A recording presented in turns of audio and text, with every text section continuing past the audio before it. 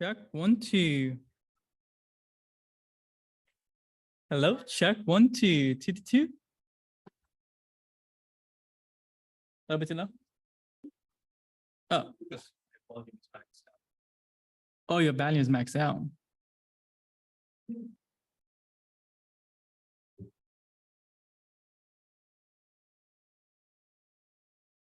I can't adjust it here. Testing 1 2.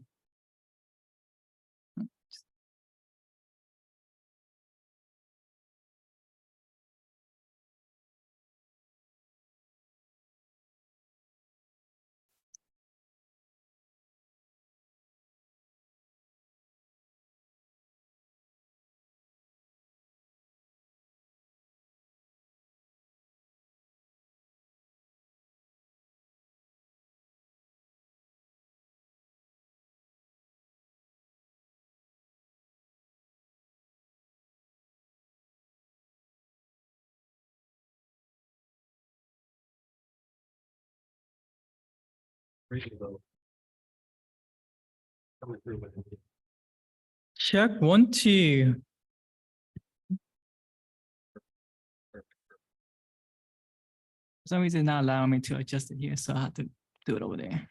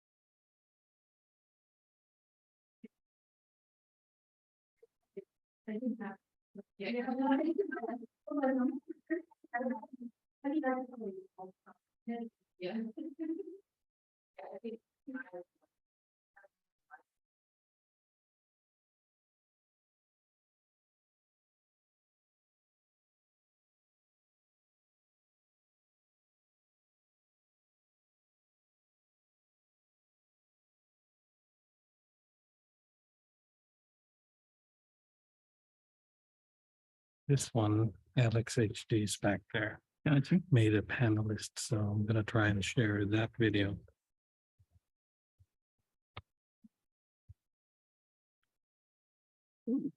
Doesn't show up.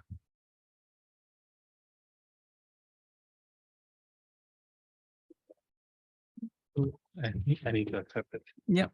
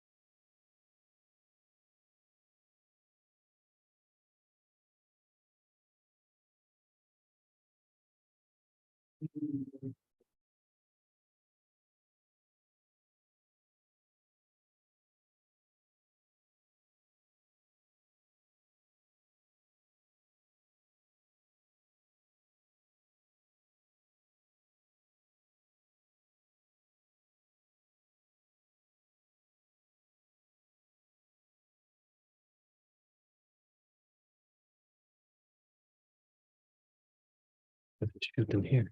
Yeah, just in the camera. Is there a way to enable video for the panelist? No, we have to be like a capture card.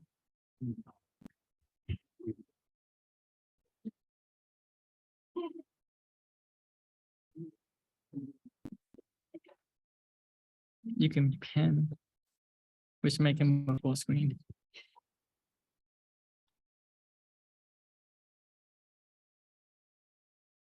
Yeah, it needs to be enabled.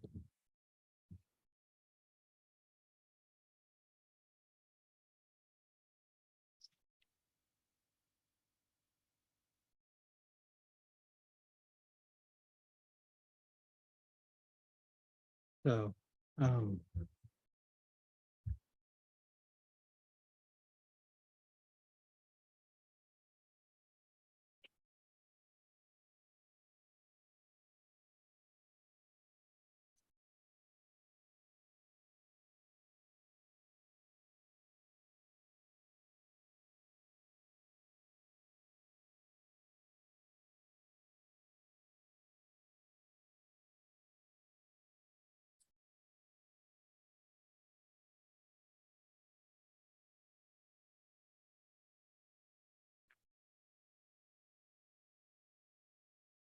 Use a PowerPoint, correct? Yeah. Yeah, you could just share screen like that. Right. Cool.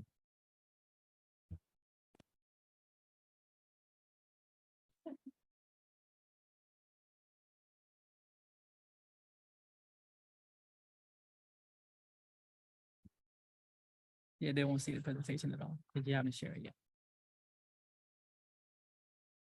Oh, he needs to share. You need to share it in order for you to go present them all. Okay. So nobody else can see this at all.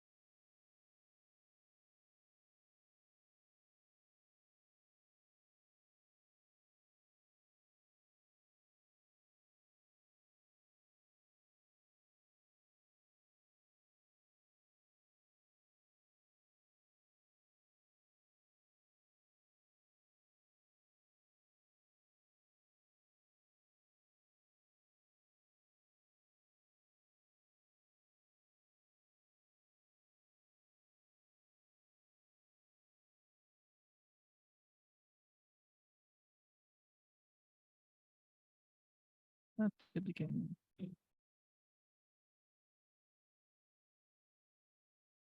What am I gonna do?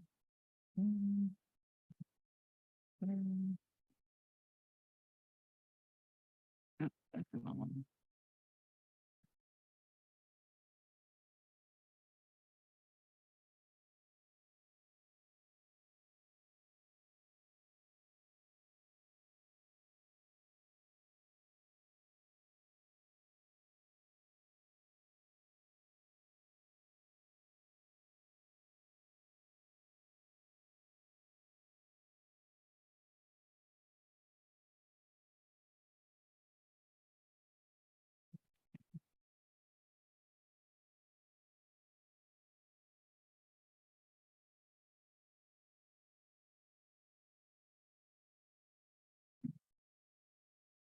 Hey man, shit.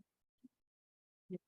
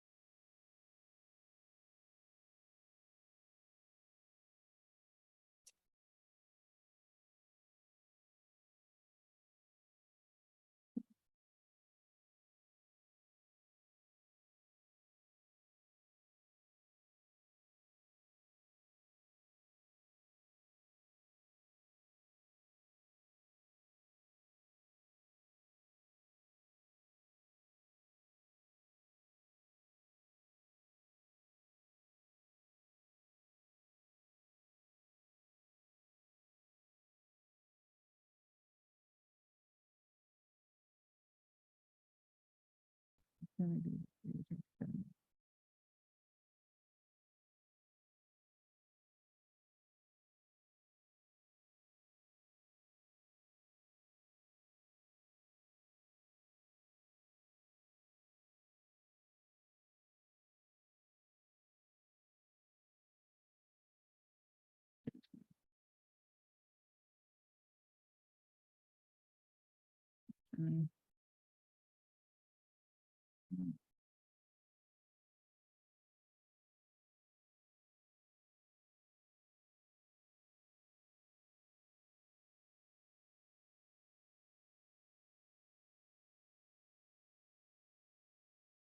Making this.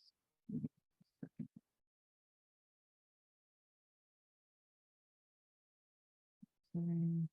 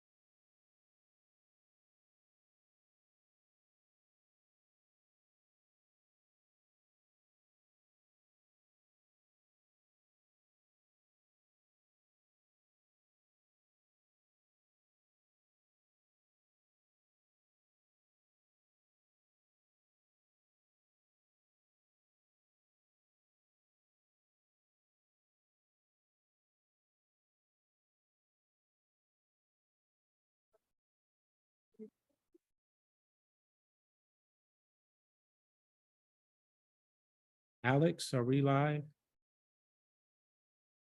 Are we live? Okay. Thank you. I'm going to unmute here.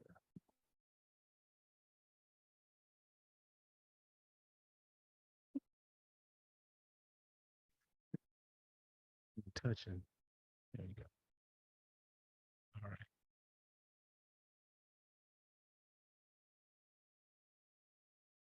It's either me or Rhonda.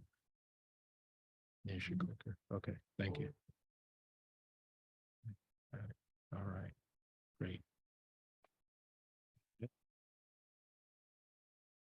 Okay.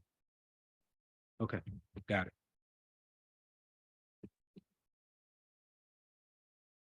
All right. Good morning, everyone. Sorry for the delays. We've got to make sure we get everything right for you. So welcome to the New Age of DEI conference. This is a great conversation that we're going to have.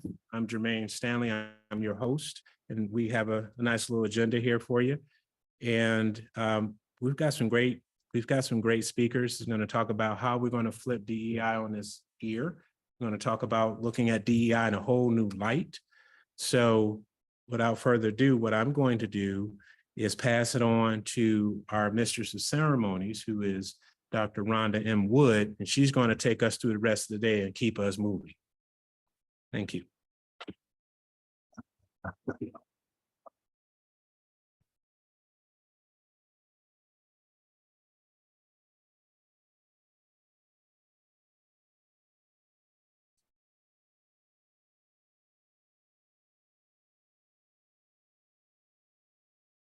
Good morning, everybody. So we are so glad you are here at the New Age of DEI conference. So our goal today is that you will walk away with, okay, that's me. You will walk away with a broader, newer perspective on DEI as it pertains to corporate culture, social justice, mental health, technology, and some other issues.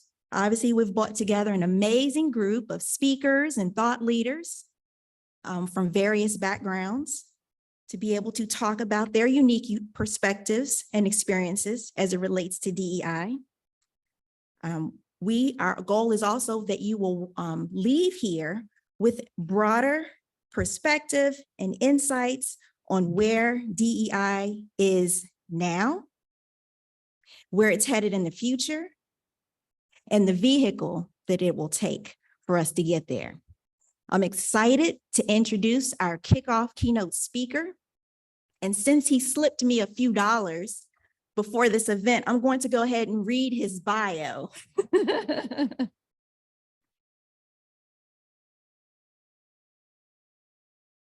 Oh, I'm sorry. Before I do that, this is the QR code with our agenda for today.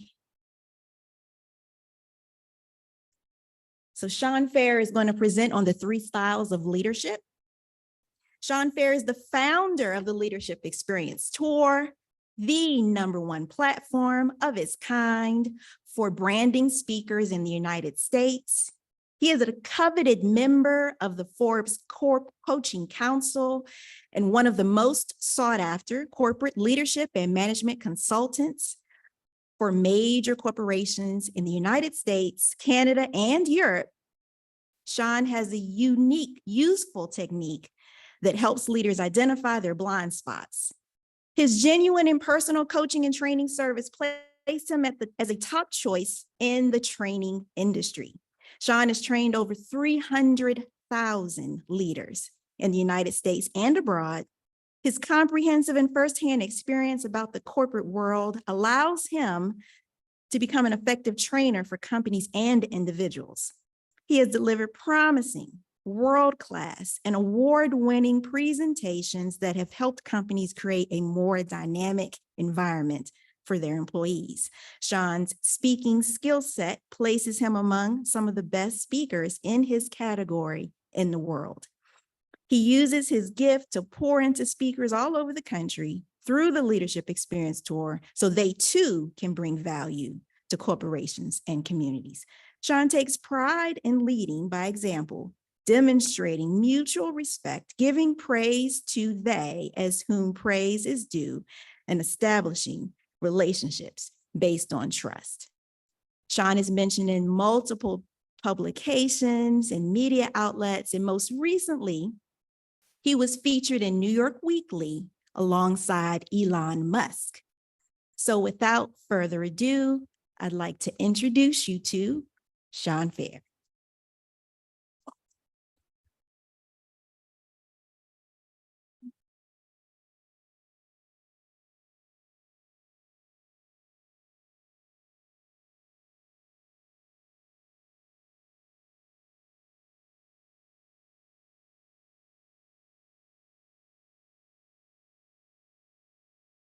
How you guys doing today?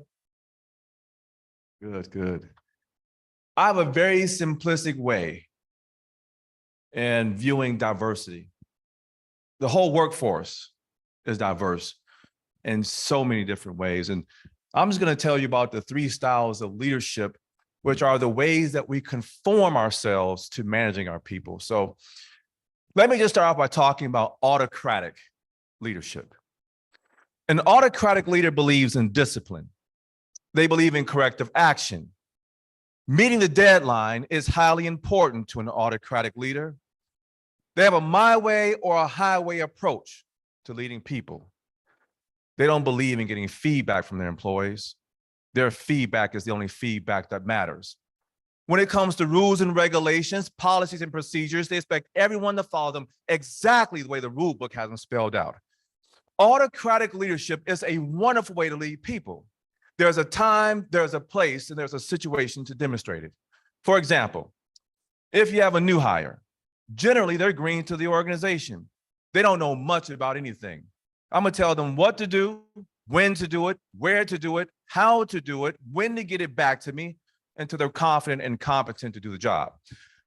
Or you have a boss who injects themselves into your life at the last minute. They give you a task to get to the team. They knew about it 3 weeks ago. They give it to you 2 days before it's due. You don't have time to get feedback from your employees. You're going to provide them with very specific directions.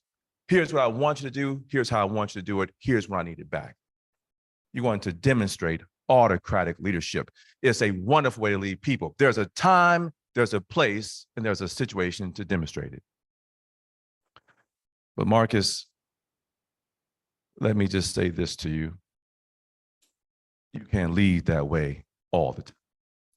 Because if you lead that way all the time, you're going to have some frustrated and angry folks working for you.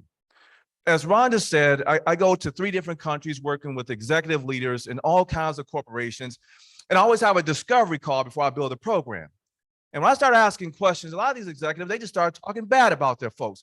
Well, Sean, they're not doing this, they're not doing that. That's why we call you up, you to come in and fix this situation. And I say, stop it. You're tainting my view. I don't want to know that kind of information about your people just yet. But here's what I would like to do. I would like to come into your organization over the next 5 days in the morning. And let me have some general small talk with your managers. Let me get to know them for myself. And then I'd like to watch folks' behavior towards the end of the day, especially in the office environment. You know, quitting time is at 5 o'clock. I start paying close attention to folks right around 4:30. You learn a lot about leadership just by looking at the people that work for them. So when I go into an organization, generally, people consider me to be a neutral figure. They don't mind spending time with me because they know that I'm not on this side or that side. They know I'm on the right side. And so when I start talking to managers, here's what I can tell you. If they don't have anything good to say about the person that they come to work for, within the first 10 minutes of my conversation with them, generally, I know there's a problem with leadership. Then I wait towards the end of the day. Remember, quitting time is at 5 o'clock. Here's what you start to see right around 4:30.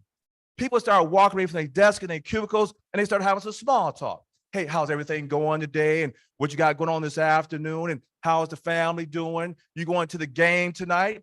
What are they doing? They're passing the time. And then right around 4:45, people start going to the bathroom. Of course, they want to pee on company time. And then right around 5 minutes to 5, the ladies. And I'm not talking about the ladies in this room. I'm talking about the other ladies. They go back to the office and they cubicles and they change from the dress shoes to the gym shoes. because they want a fast escape out the door. And leaders, you guys know how this works. It's right at 5 o'clock. You need some last minute information. You peek out your door and guess what? Everybody's already gone. You run to the windows and you notice all the cars are gone too. Because in autocratic leadership style companies, people have figured something out. They don't park their cars like regular folk. They back their cars in. That way, when they get into their car, they can just zoom right out the parking lot. Here's my point. If 5 o'clock p.m. is the highlight of your people's day, there's a problem with leadership. In other words, they come to work at 9 and all they're looking forward to is 5. You're going to get the least amount of their time, energy, and effort. Autocratic leadership is a wonderful way to lead people. But if it's the only way that you lead, you'll have some frustrated and angry folks working for you. That takes me to leadership style number 2. It's called democratic leadership. A democratic leader believes in establishing a relationship with each one of their employees. As a matter of fact, they would like their employees to establish a relationship with one another. They give their team members a voice. Their feedback is highly important to them.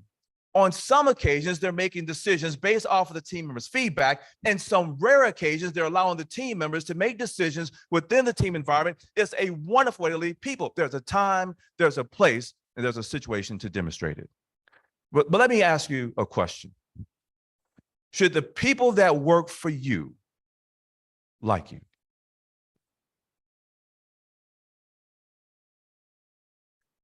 Well, I got one answer. What do you guys think? All right, so I got a no, I got a yes, I got a yes in the back. Well, you can't control it, but should they? Well, let's put it this way. If you have to go to work for someone that you don't like because they don't demonstrate the right leadership attributes or qualities, the question becomes, what kind of environment is it for that employee? That's a negative environment. It's a toxic environment. It's a frustrating environment. Let's be honest. How many of you guys have worked for someone you generally you didn't like because they didn't demonstrate the right leadership attributes or qualities? How many folks have been in that situation before? After a while, you don't even want to come to work anymore when you have to deal with that person. And that's why democratic leadership is a wonderful way to lead, because it helps you to establish meaningful relationships with your employees. There's a time, there's a place, and there's a situation to demonstrate it. But Linda, let me just say this to you. You can't lead that way all the time. Because if you lead that way all the time, you're going to have some frustrated and angry folks working for you. If I have to get feedback from my employees all the time, if I'm making decisions based off of my team members' feedback all the time, if I'm allowing my team members to make decisions within the team environment all the time, you will find out over a stretched period of time is that work is not getting done. And when you have team members working in an environment where work is not getting done, you end up with some frustrated and angry folks working for you. Democratic leadership is a wonderful way to lead, but if it's the only way that you lead, you'll have some frustrated and angry folks working for you. And that takes me to leadership style number 3. It's called free reign leadership. Now, I'm assuming that most of us have been managing for a long time. So how many of you have been managing for 10, 15, 20 plus years? Quite a few. That means that you have some folks that's been working for you for 3, 4, 5, 6, 7, 8, 9, 10 years. They come to work, they do like you do, they think like you think, they come to work with a positive attitude, they're productive in doing their jobs, they have a great relationship with their team members, and therefore you share your authority with those individuals. In other words, you allow them to make decisions within their positions without seeking counsel from you. In other words, I'm saying to you, what? I trust those employees. That's a motivational factor for a team member. When I was in corporate America, I used to love working for executives who gave me the autonomy to do my job the way that I wanted, because I had demonstrated over a lengthy period of time that I was a professional at executing my job. It's a wonderful way to lead people. There's a time, there's a place, there's a situation to demonstrate it. Miranda, you know what I'm gonna say. You can't lead that way all the time. Because if you're sharing your authority with your employees all the time, after a while, it's not sharing anymore, now is it?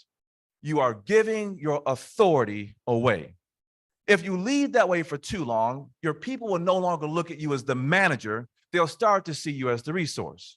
If you lead that way for too long, you become disconnected from your employees. If you lead that way for too much longer, you become disconnected from your job. And if you continue that path, you become disconnected from the company because the perception will be is that you're not doing your job. Free reign leadership is a wonderful way to lead. But if it's the only way that you lead, you'll have some frustrated and angry folks working for you. And that's why everyone that's listening to me has to understand that we all have to exercise blended leadership. We should go back and forth between these three styles of leadership throughout the course of every day. But what am I saying? I am saying that we must conform our leadership style to meet the needs of every individual that works for you. The question becomes, why is that? Well, it's very simple. Everybody that's on your team is inherently different.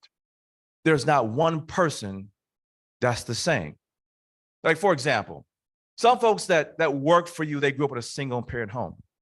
Some of them grew up in a two-parent home. Some of them grew up under these set of values and others another set of values. Some of them went to church, some of them didn't. Some of them are spiritual, some of them are not. Some went to public school, some went to private school. Some graduated with their bachelor's degrees, some didn't. Some have their master's, some don't. Some of us grew up in one generation versus another generation. Some of us grew up under one set of laws versus another set of laws. And all I'm saying, we've all been shaped and formed differently. Therefore, we don't communicate the same way. We don't receive communication the same way. We can't be coached the same way. And you certainly can't manage everyone the same way.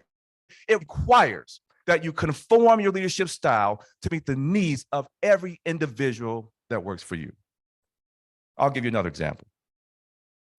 I have 10 employees that work for me, and I love all 10 of them.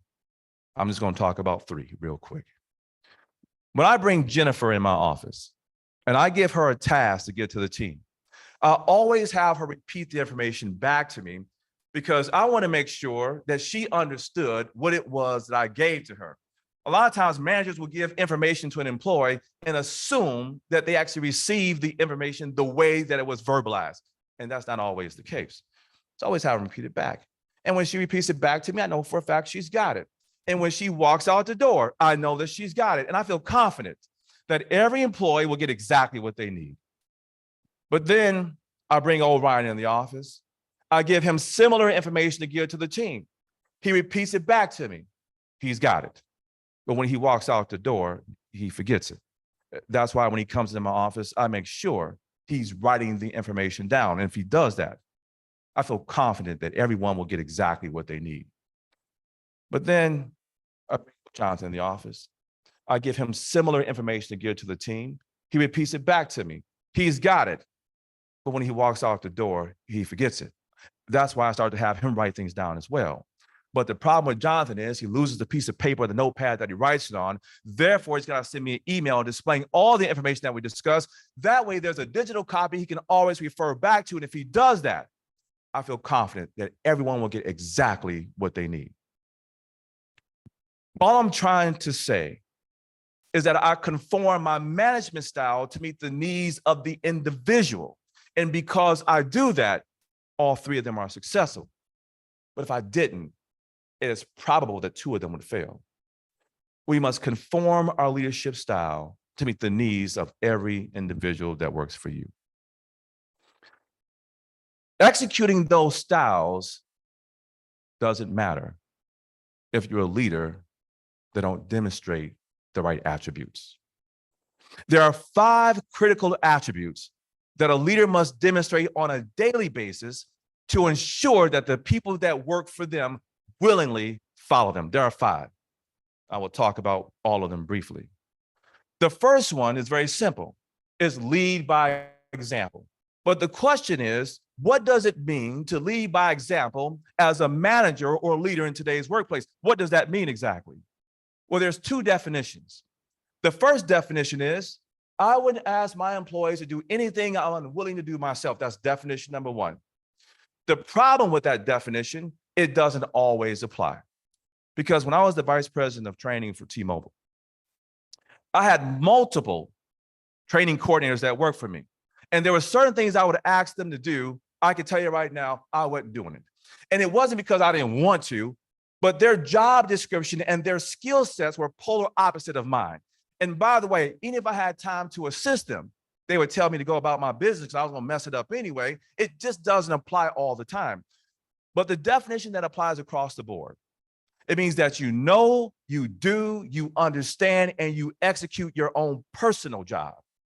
And you do it at 150% as it pertains to your employees. Let me ask you this question. How many of you at some point in time in your life, or even now, you have an employee that's on the team that really shouldn't be there? All right.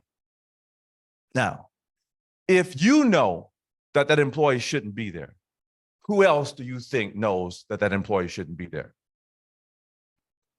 The rest of the team knows it too, because they see the same negative attributes, probably even more so than you see them. But you want to call me in to have a one-on-one coaching session to tell me about what it is I'm doing and not doing. But the fact of the matter is, this person has been around for the last 18 months underperforming with a poor attitude. Your ability to coach, train, hold folks accountable, and discipline is minimized when that attribute is missing.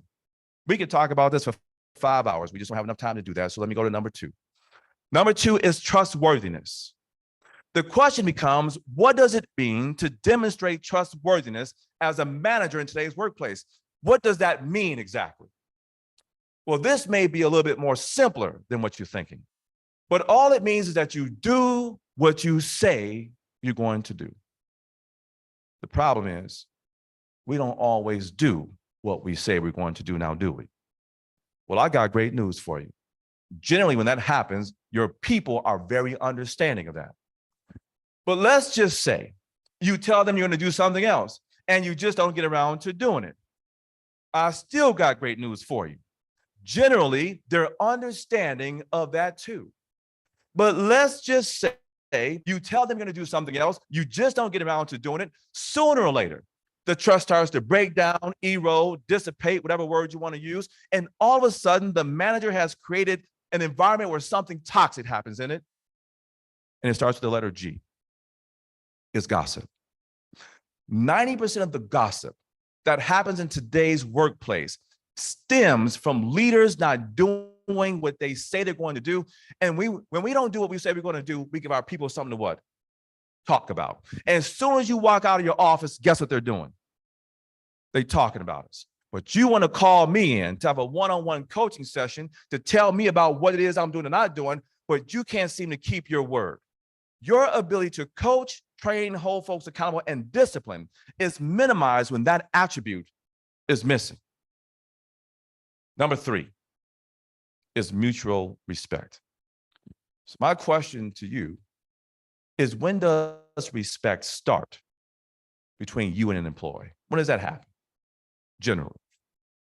What's that? Immediately, right? We first meet the person, because human nature says if you don't give respect, you don't get it back. Well, let's talk about it this way. There was a pre-screening before we hired the person, right? And after the pre-screening, there was a first interview.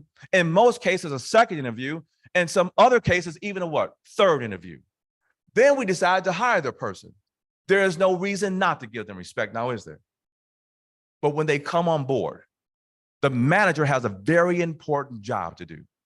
The manager should break down the rules and regulations, the policies and procedures, break down their expectations, give them a 30, 60, and 90-day goal, give them reporting so they can evaluate where they are in achieving those goals. And after they've done all of that, we should take them through the mission statement so they understand the standard of excellence in which the company delivers its products and services. And after we've done all of that, we take them to the company's vision statement so they understand the value that your organization brings to society, and they understand the value that they bring to society within the position they hold in the organization. And after you've done all of that, You send them to an onboarding training program that's either 1, 2, or 3 weeks long. And if you are a great manager, you know for a fact they're not going to know all they're supposed to know after attending that training, which means you've created a secondary training agenda. You give it to someone who's been in your team for 4, 5, 6 years. You partner that person with the new hire for a very specific period of time. So the new hire is confident and competent to do the job in a reasonable period of time. And if you've done all of that for your new hire, what have you shown them? Respect. We show them respect by setting up the foundation of success up for them at the very beginning. That's how respect is shown to a team member. How many of you have done an end-of-year review of your employees, 2023 and 2022? Okay. When is the most common time that an employee sees an evaluation form? Generally. At the end of the year or right during what? Maybe 30 days before the actual interview or the evaluation, or sometimes right during the evaluation. That's when they generally see it. The question becomes, when should they see it? Throughout the year. And I always say that the first week of hire, the employee should see the evaluation form. You guys know the evaluation form says something like this: you take initiative. Well, what does that mean exactly? If someone would give me some direction and telling me what taking initiative looks like within the position that I hold in the organization, don't you think you point that person in the right direction? It is unfair to evaluate an employee on something they've never seen before, and no one has taken them through the standard of excellence in every category to explain to them how they get 95 to 100%. But you want to call me in to have a one-on-one coaching session to tell me about what it is I'm doing and not doing. But the fact of the matter is, you never set the foundation for me, nor did you tell me the standard of excellence in every category I'm going to be evaluated in throughout the course of the year. We have to be very mindful of the attributes that we demonstrate or don't demonstrate in front of our employees. Number 4 is praise. The question becomes, when do we praise our people? And the most common answer I get was, Sean, I praise every single day. Every time I get a chance, I praise. And then I give an example. There's something called the paycheck. And the paycheck comes with a certain standard of work, and that standard of work should be above satisfactory. In other words, the employee does a good job, we provide them with a what? Paycheck. Now, when employees are consistent in doing a good job, every now and then, I'm going to show them some appreciation. Now, a lot of managers will confuse praise and appreciation as the same thing. Although similar, they are different. Appreciation is a one-on-one expression between myself and the employee. So, Marcus, I just want to say that over the past 3 weeks, you've been doing an outstanding job. It hasn't gone unnoticed. Keep up the good work. That's appreciation. Praise is an outward expression. I praise people, the whole team knows about it, and I only give it when people go above and beyond the job description. Now, I'm not saying to you they have to go to the moon and bring back minerals. That's not what I'm saying. But what I am saying is, if the job description says that this person works from 9 a.m. to 5 o'clock p.m., this is just an example. And I say, Marcus, can you give me an extra hour today? And Marcus says, Sean, I got you covered. Well, that's going above and beyond the job description. And the next team meeting that I have, I'm gonna let everyone know that last Tuesday, Marcus gave us an extra hour out of his life to contribute to the productivity of this organization. And during that time, he did A, B, C, D, and E. I want to thank him in front of all of you for a job well done. You know, what's really funny about this particular topic is that people are going above and beyond the job description all the time, but no one's making mention of it. But you want to call me in to have a one-on-one coaching session to tell me about what it is I'm doing and not doing. But when I do go above and beyond, you say nothing about it. We have to be very mindful of the attributes that we demonstrate or don't demonstrate in front of our employees. And lastly, it's experience in understanding people. Do we know that 30% of today's workplace has some variation of ADHD? About 30%. I got a touch of it myself. There ain't no point in you sending me an email with 5 paragraphs in it. I can tell you right now, I ain't reading it. Now, I may skim through it, but I'm not reading it. There's a small percentage of people in today's workplace that's bipolar. There's a small percentage of people that struggle with seasonal affective disorder. It's dark when they go to work during the month of October and March. It's dark when they come home. They experience anxiety and depression during that time of the year. There's certain people that have experienced extreme trauma in their lives. You see remnants of it in today's workplace. Now, I'm not asking you to go back into your workplace and start diagnosing people. That's illegal. You can't do that.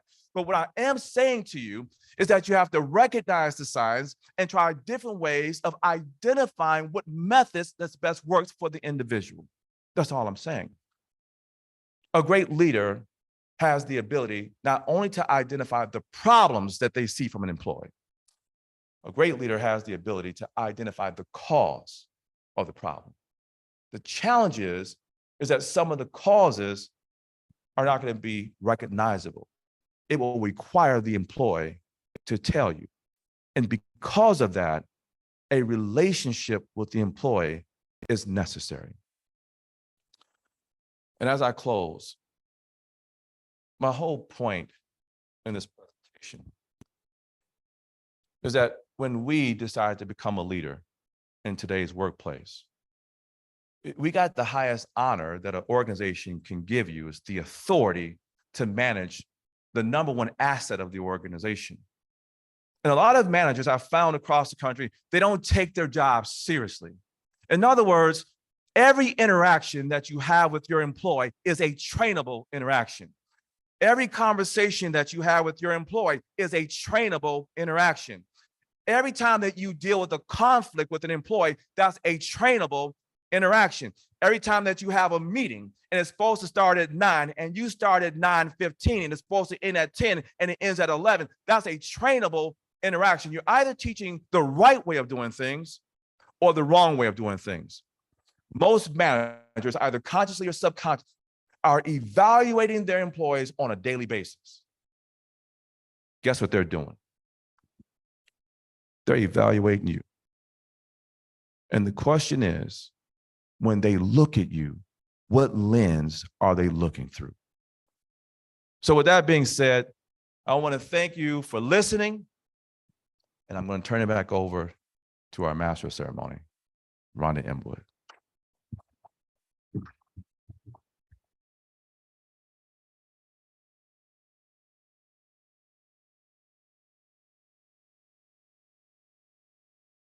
Thank you, Sean Fair. That was awesome. Thank you for giving us some guidance on the 5 ways to be an effective leader or a great leader. And thank you for teaching us and training us on the 3 styles of leadership, and that blending those leadership styles make us most effective in the workplace. We are at the point in our program right now, we're going to take a brief 15-minute break. I believe they are bringing some fresh hot coffee in the back. We also have some water. And then following our break, we'll have our first moderator panel session.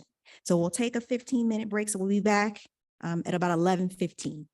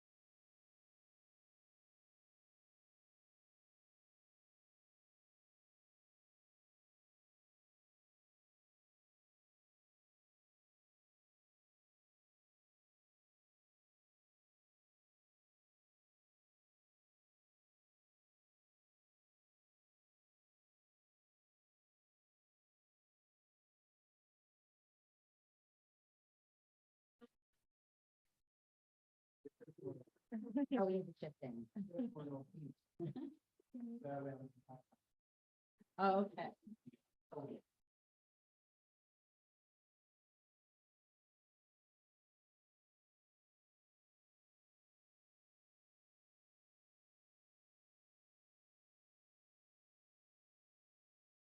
All right, welcome back from break. We are going to continue with our program. And this next, so we're going to have our panel.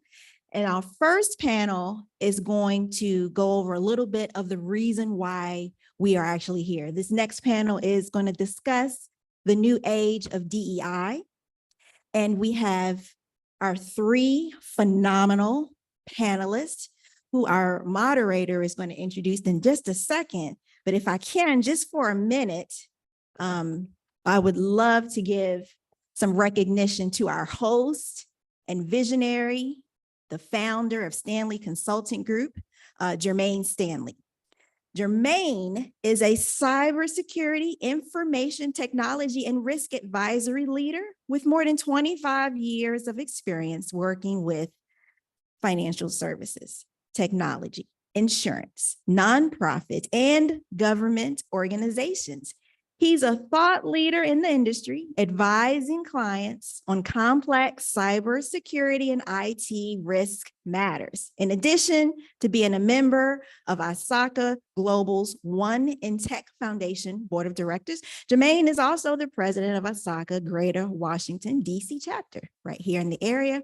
More importantly, Jermaine is a strong technology leader with a reputation for building teams, mentoring, and has a passion for creating diverse, equitable, and inclusive cultures, who strives to help leaders build, launch, and lead initiatives that promote DEI within their organizations. He holds a master's degree in software engineering, a bachelor's of science in electrical engineering, several certifications, including a certification in overcoming unconscious bias. And as I mentioned, he is the founder of Stanley Consulting Group, whose mission is to ensure that the business leaders and employees we serve have the tools and insights to help them build diverse, inclusive, and equitable workplace environments. Can you please join me in giving a warm welcome to the moderator of our next panel, Jermaine Stanley.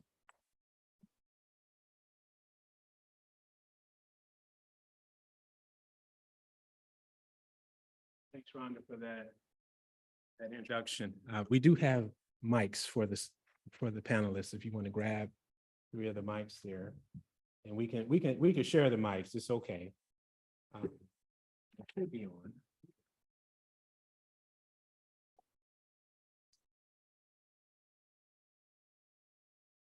All right. Can you hear me? Okay. Great. Awesome.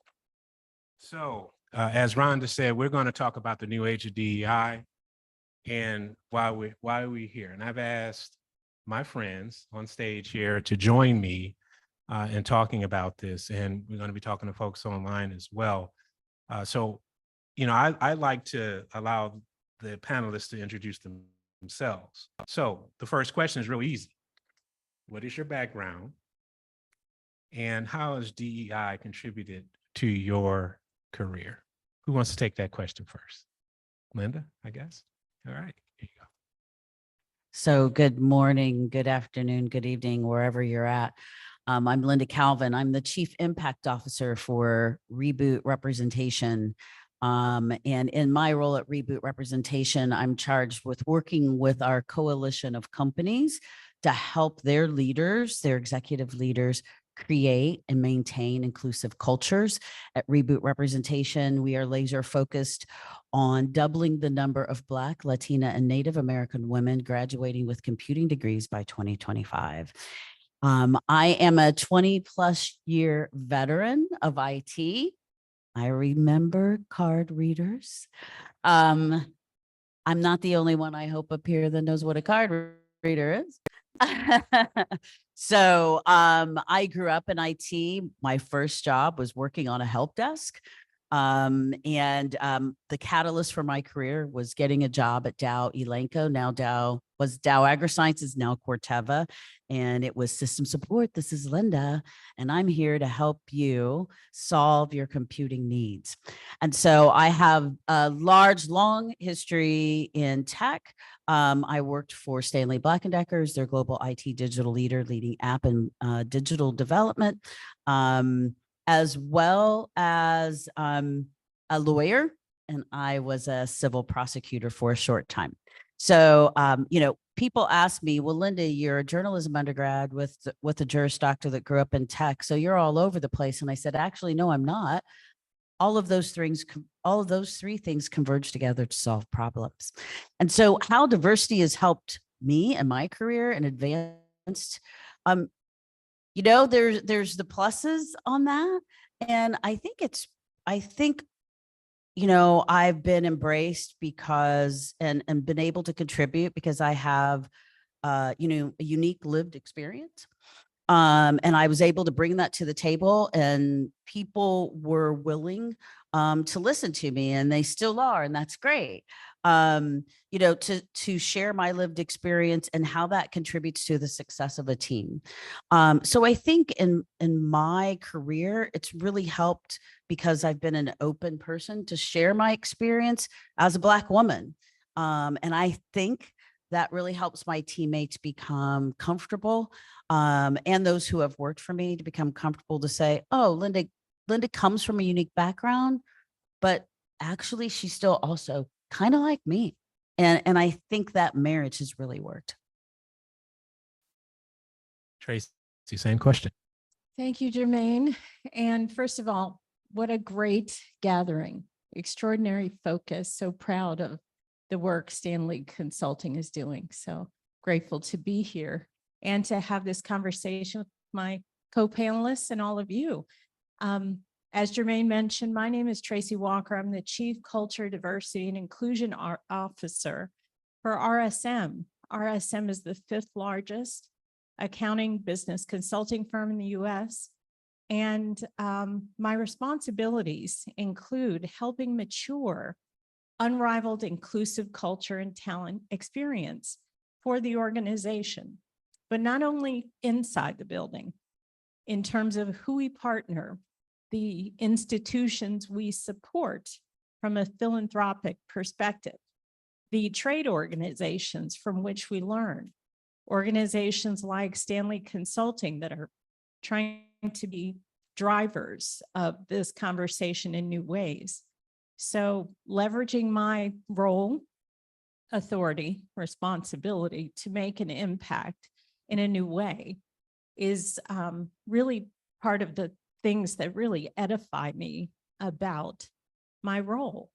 So just a quick bit on my background. I was really a product of some pioneering women who broke glass ceilings across a variety of industries. And so I was raised thinking we have an opportunity as women and women of color to change and blaze a trail for others. I came to the accounting profession, spent some time in state government as a lobbyist, came to Capitol Hill, worked with members of Congress, coalition building. And there I really gained an appreciation for perspective taking, and that issues have multiple sides. And that's where culture, diversity, and inclusion first presented in my life.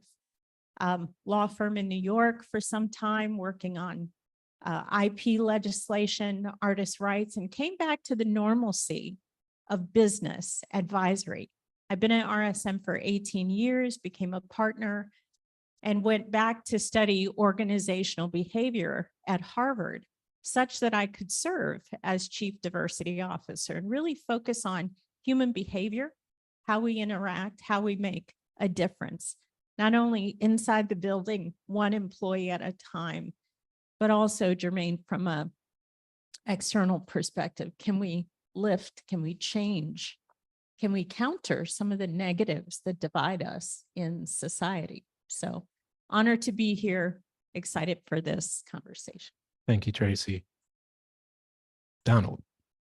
Hi, yes, I'm Donald Butler, and I am the CEO of Butler Square Consulting, where we provide accounting, bookkeeping, tax preparation, as well as IT security services for our clients. I'm also a CEO for Butler Square Academy, where we provide training for IT certifications as well as project management.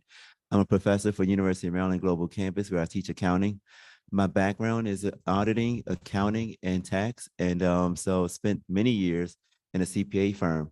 I would say diversity, how it impacted me, it was really about walking into a room that did not look like me. It was about walking into a room where I saw people that I could not really identify with, the people that would not teach me how to do my job, how to become better. That was diversity to me, and being able to step out and say, you know what, challenge myself to do what they were doing, challenge myself to be promoted in an environment that didn't welcome me to be promoted in an environment where I would be a manager or a senior manager, to stand out when they said that you could not be and say, I can be that. That was diversity to me. It wasn't handed to me. So when I started my own company, I was like, I can do this. I can be successful. I can be great at what I do. But that was one of the biggest things for me, one of the biggest challenges that I saw diversity. It wasn't about looking at the world to say, oh, we're welcome everywhere, but it was more like looking at the world saying, there's people that's going to try to stop you. It could be your own family members. It could be your own circle. Yes, it really did. So it could be those people that live in your house. Being diverse, having your own business, that's diversity. Because how many people have their own business and successful? Not many. So diversity was about challenging myself to say, I can do this. I can be better. I can grow. I can connect. And that was diversity as it relates to my past history. So thank you so much, Jermaine, for this opportunity. You're welcome. Whew. My goodness. My goodness. Hey, I told you, you were in for a treat. So we have, and I'm just going to pick on a few of your roles. We've got a tech leader who's also, if you get in trouble, she can help you out. She's a lawyer. All right. So all these cyber crimes and all these cyber hacks, she's all in one right there. And we got Tracy, who leads a global organization's CDI, or Cultural Diversity and Inclusion, but she's also someone that knows the law, the legislative law on the Hill. And we've got somebody who's a financial expert and just happens to also be an IT expert. So I think we got all the bases covered. All right, thanks. Thanks for the great intros. So the next question, as we are here to talk about the new age of DEI, I've had several conversations independently with you to talk about what I was looking for and what I was thinking about. But I want you to share with the audience what the new age of DEI looks like to you. And I'll give that to Tracy first. Thank you, Jermaine. So excited that the conversation of DEI has been here for some time. Then we have moments like the George Floyd murder that triggered an awakening in business around culture, diversity, and inclusion, and a consciousness around what have we not been doing. So let's rush in and invest and have courageous conversation, take the pulse of our employees and see what's going on with them. But as we move into this new age, it becomes, in my view, based on the evidence and data we've seen, less about the scalable programs, box checking, narratives, transparency reports on websites, affirmative validation that we are an inclusive entity. Therefore, come do business with us. It's less about that. And I think it's moving to the actual human interactions one-on-one. How are leaders, what's their capacity, consciousness, and capability to deal with difference effectively? I was speaking to the group earlier, and I mentioned in one of our surveys, many of our employees talked about a like me bias, which simply means they're courageously saying, I'm most comfortable with people who are like me. If we're going to get to the new age that includes innovation and higher revenues and greater yield from diverse perspectives and all the things the business case talks about, and we've had quite a few years to talk business case, I think we have to work on actual skill building around difference and make that comfort zone bigger such that we have the capacity to yield those outcomes. I still think there's the underrepresented classes are challenged in corporate America. I still think there's unconscious bias, but it's becoming more conscious. And in the new age, I'm conscious of my bias. Now I have to consciously include so that it becomes unconscious inclusion. So we go from unconscious bias to unconscious inclusion as the new part of the conversation. So my work focuses on enterprise objectives through individual behaviors, accountability, trust, and skill building, more habits and behavior focus than training per se. But if we can get there from a behavioral standpoint, more aha moments, and we get to the behaviors that truly helps us live inclusion. Great points there, Tracy. And as you know, I've said before, we have to think about this differently. And I love what you just said about the fact that we are becoming more conscious. That's a good thing. Only if you do something about your consciousness. That's right. And that's hard to do. To change a habit is hard. Yep. Donald, what does the new age of DEI look like to you from your point of view? I'm seeing there's an increase of small business owners. And what I see with New Age DEI is the engagement, like Tracy mentioned, that more people want to engage with people that they can identify with. So right now, your idea, what you want to bring to the table, and I'll use Jermaine as an example. He invited people in this room that had a similar idea, a similar objective that wanted to connect. And so when you open up an opportunity, open up a business, you never know who might walk into the room. So right now we have people that's selling goods online on Shopify, for example, and they becoming thousandaires, millionaires just because they're connecting with people. Selling clothes that you want to wear. Instead of you going to the name brand stores and you going in there, they don't know who you are, they don't know what you like or anything, but that engagement, you can identify with this person. So now they're becoming, financially stable because you can identify with them, because you want to buy stuff from them. So right now we seeing, as far as engagement, there's an increased need for engagement. That's why Instagram now has threads, because they want people to engage more. That's why they have the video chatting, on social media, because they want you to go on video, go live. These are things that they're looking for. These young people are doing it. And it's like, what is it that where are we going? They want that engagement piece. And I think that's really where we're focused on right now. All right. Thank you, Donald. That's powerful. Powerful. Linda. And I think of, well, we know diversity is under attack, right? It's the D word. Not supposed to say it. We're saying it right now. Diversity, equity, and inclusion still matters. I think that it's a couple of things. Number one, we still need to dig in. I had a conversation with someone last week, and she said, at the end of the day, Linda, that your CEO is your culture officer. They set the tone. And I thought about it, but I was like, you're right. They do. And so number one, we need to address culture, because we can focus, at the entry level, and I'm going to put my tech glasses on now. So we can focus at the entry level, and we can have training for tech. We can fund K-12. We could do all of those things. We could do skills first initiatives, and we can bring people in at the entry level. That's not going to address what the need is. Certainly you get to the socioeconomic part, right? But you actually need to be able to look up and see people who look like you. And in tech right now, that's not something that happens, especially for Black, Latina, and Native American women. You just don't see it. And there was a recent study by Accenture and Girls Who Code that 50% of women by the age of 35 who have entered the tech workforce leave. By age 35, 50% of them leave. And they leave due to non-inclusive cultures. And that same study revealed that I think it was either 35 or 45% of HR leaders said, well, women can thrive in tech here, contrary to what women are actually saying. So we have to address culture, and that means having a culture of accountability. That means that we mean what we say and we're not going to tolerate.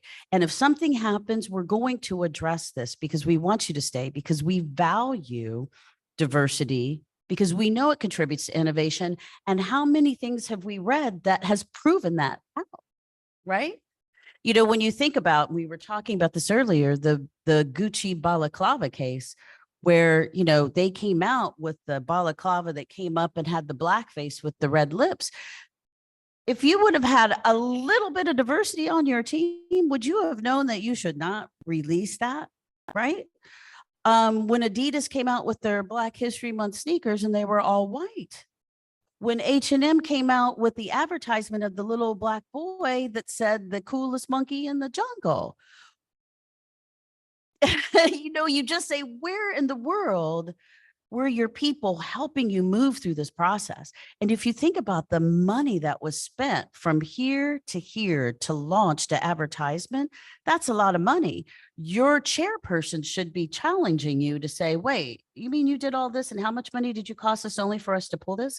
So there is that strong business case for diversity. And we need to be calling upon those leaders to say, this is the reason why it makes sense. And, you know, the other thing here is the new age of diversity is we need to think about that impacts of AI. And Dr. Joy Bualamwini with the Algorithmic Justice League, Dr. Sophia Noble, all of these women are throwing up the red flag saying we need to consider this as we move forward and we need to have a serious conversation. All right, that was great. You know, I'm going to go back to, I believe it was Donald who mentioned something about the CEO being the chief people, or was that you? That was you. I'm sorry. But, you know, when I talk about diversity, equity, and inclusion, I always say that it has to be the ethos of your organization. So you're right on point by saying that unless it's coming from that top source or top rung on the ladder, it's going to fall pretty hard because you just don't have that leadership behind it. So I really appreciate you sharing that. So we're going to keep moving. Next question. We mentioned diversity being the D word, shouldn't say it, but there is this phenomena that's been going on called DEI fatigue, right? And based on what we just talked about with regards to the new age of DEI, how can this new DEI concept or mindset help alleviate that phenomena? I'll give that to Donald first. Well, it's almost as if there's a rebirthing and identifying what does it really mean. Diversity starts with us. It starts with you, and you're the boss. You're the CEO of your life. You're the CEO of your body. Everything that you do, whether you're eating a certain way, whether you're working out a certain way, whether you're, you know, inviting someone at the table with you, it starts with you. So when we're thinking of this, you know, diversity fatigue, is more like an awakening moment that we need to have to remember who we really are. Who are we as an individual, as a father, as a mother, as a brother, as a sister? Who are we? And don't forget the tables that we set up that we invite people to, because I think that's where we can awaken at and not be fatigued about it, but more take a more proactive approach about it and say, let me invite people that I like to connect with. Let me invite people that I want to, you know, go to dinner with, and make sure that I incorporate some of these discussions that we're having. Because if we stay in a corner of our own world, we don't have that discussion with other people. Someone could say, well, Donald, how did you get out? Why did you do this? Well, one, I'm an introvert by nature. However, I know that the importance of going out to eat with someone. I get to write it off. So it's even more enjoyable. So I pay less taxes because I'm enjoying a moment to connect with someone else.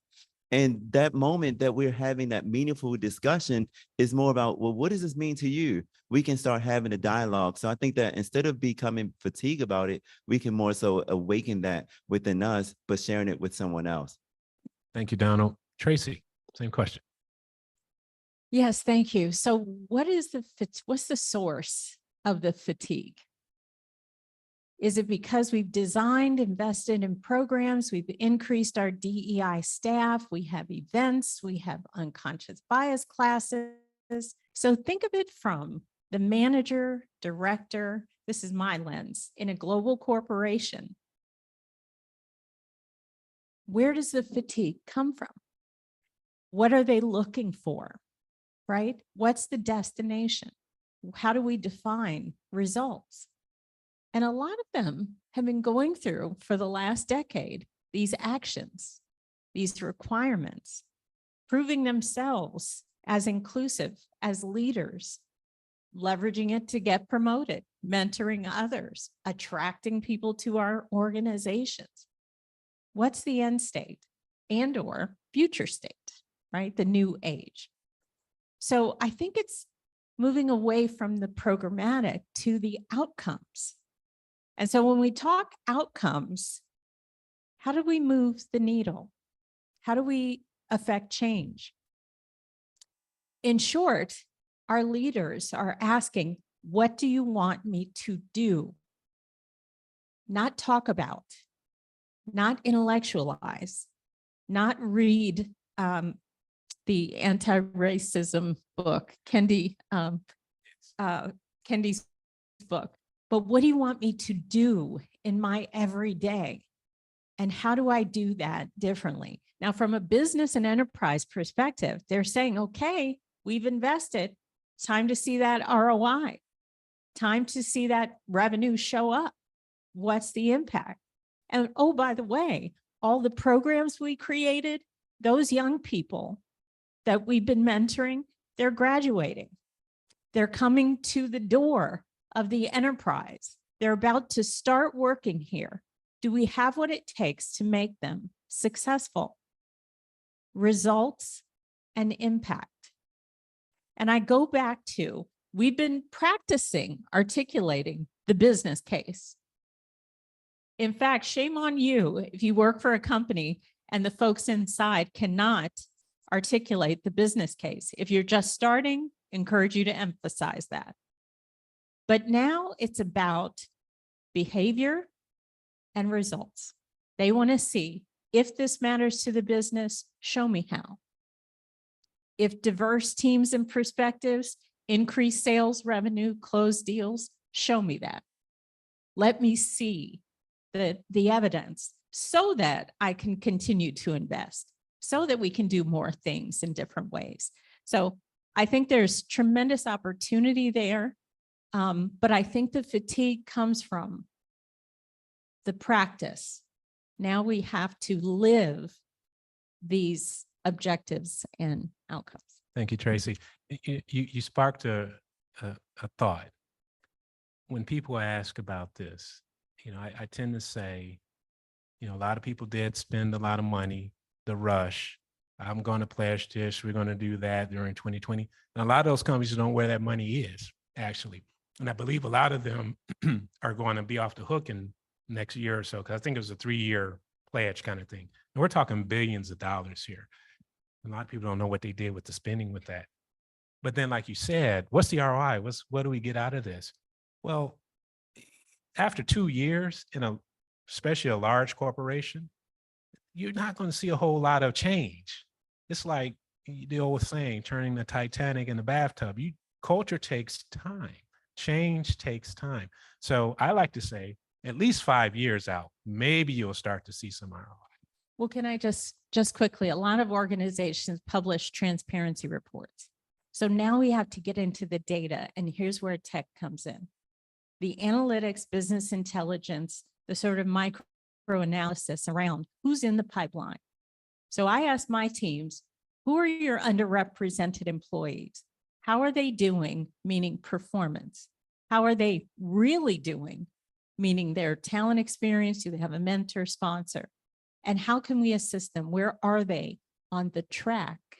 And unless we're building pipeline, we're not going to your point, see more representation in leadership and be able to affect change, like preventing the Gucci fiasco and some of the other things. So now it gets into the micro of, are people advancing? Are we hiring more? Can they have sustainable careers? Or are we just checking boxes? That's the focus forward. And data and informatics and that kind of analysis is going to drive these outcomes. Data science, data science. You mentioned Joy, Dr. Joy from the algorithm. Yes. So folks, if you haven't heard of her, she's the central figure or character person in the Coded Bias documentary that's on Netflix. It came out in 2020 at the height of the pandemic, but after they did the research on the numbers, that was the most downloaded documentary from Netflix by CEOs. So think about that. Check it out, Coded Bias. Linda, same question. DEI fatigue. You know, the funny thing is I think for those of us who work in the space, we're tired. High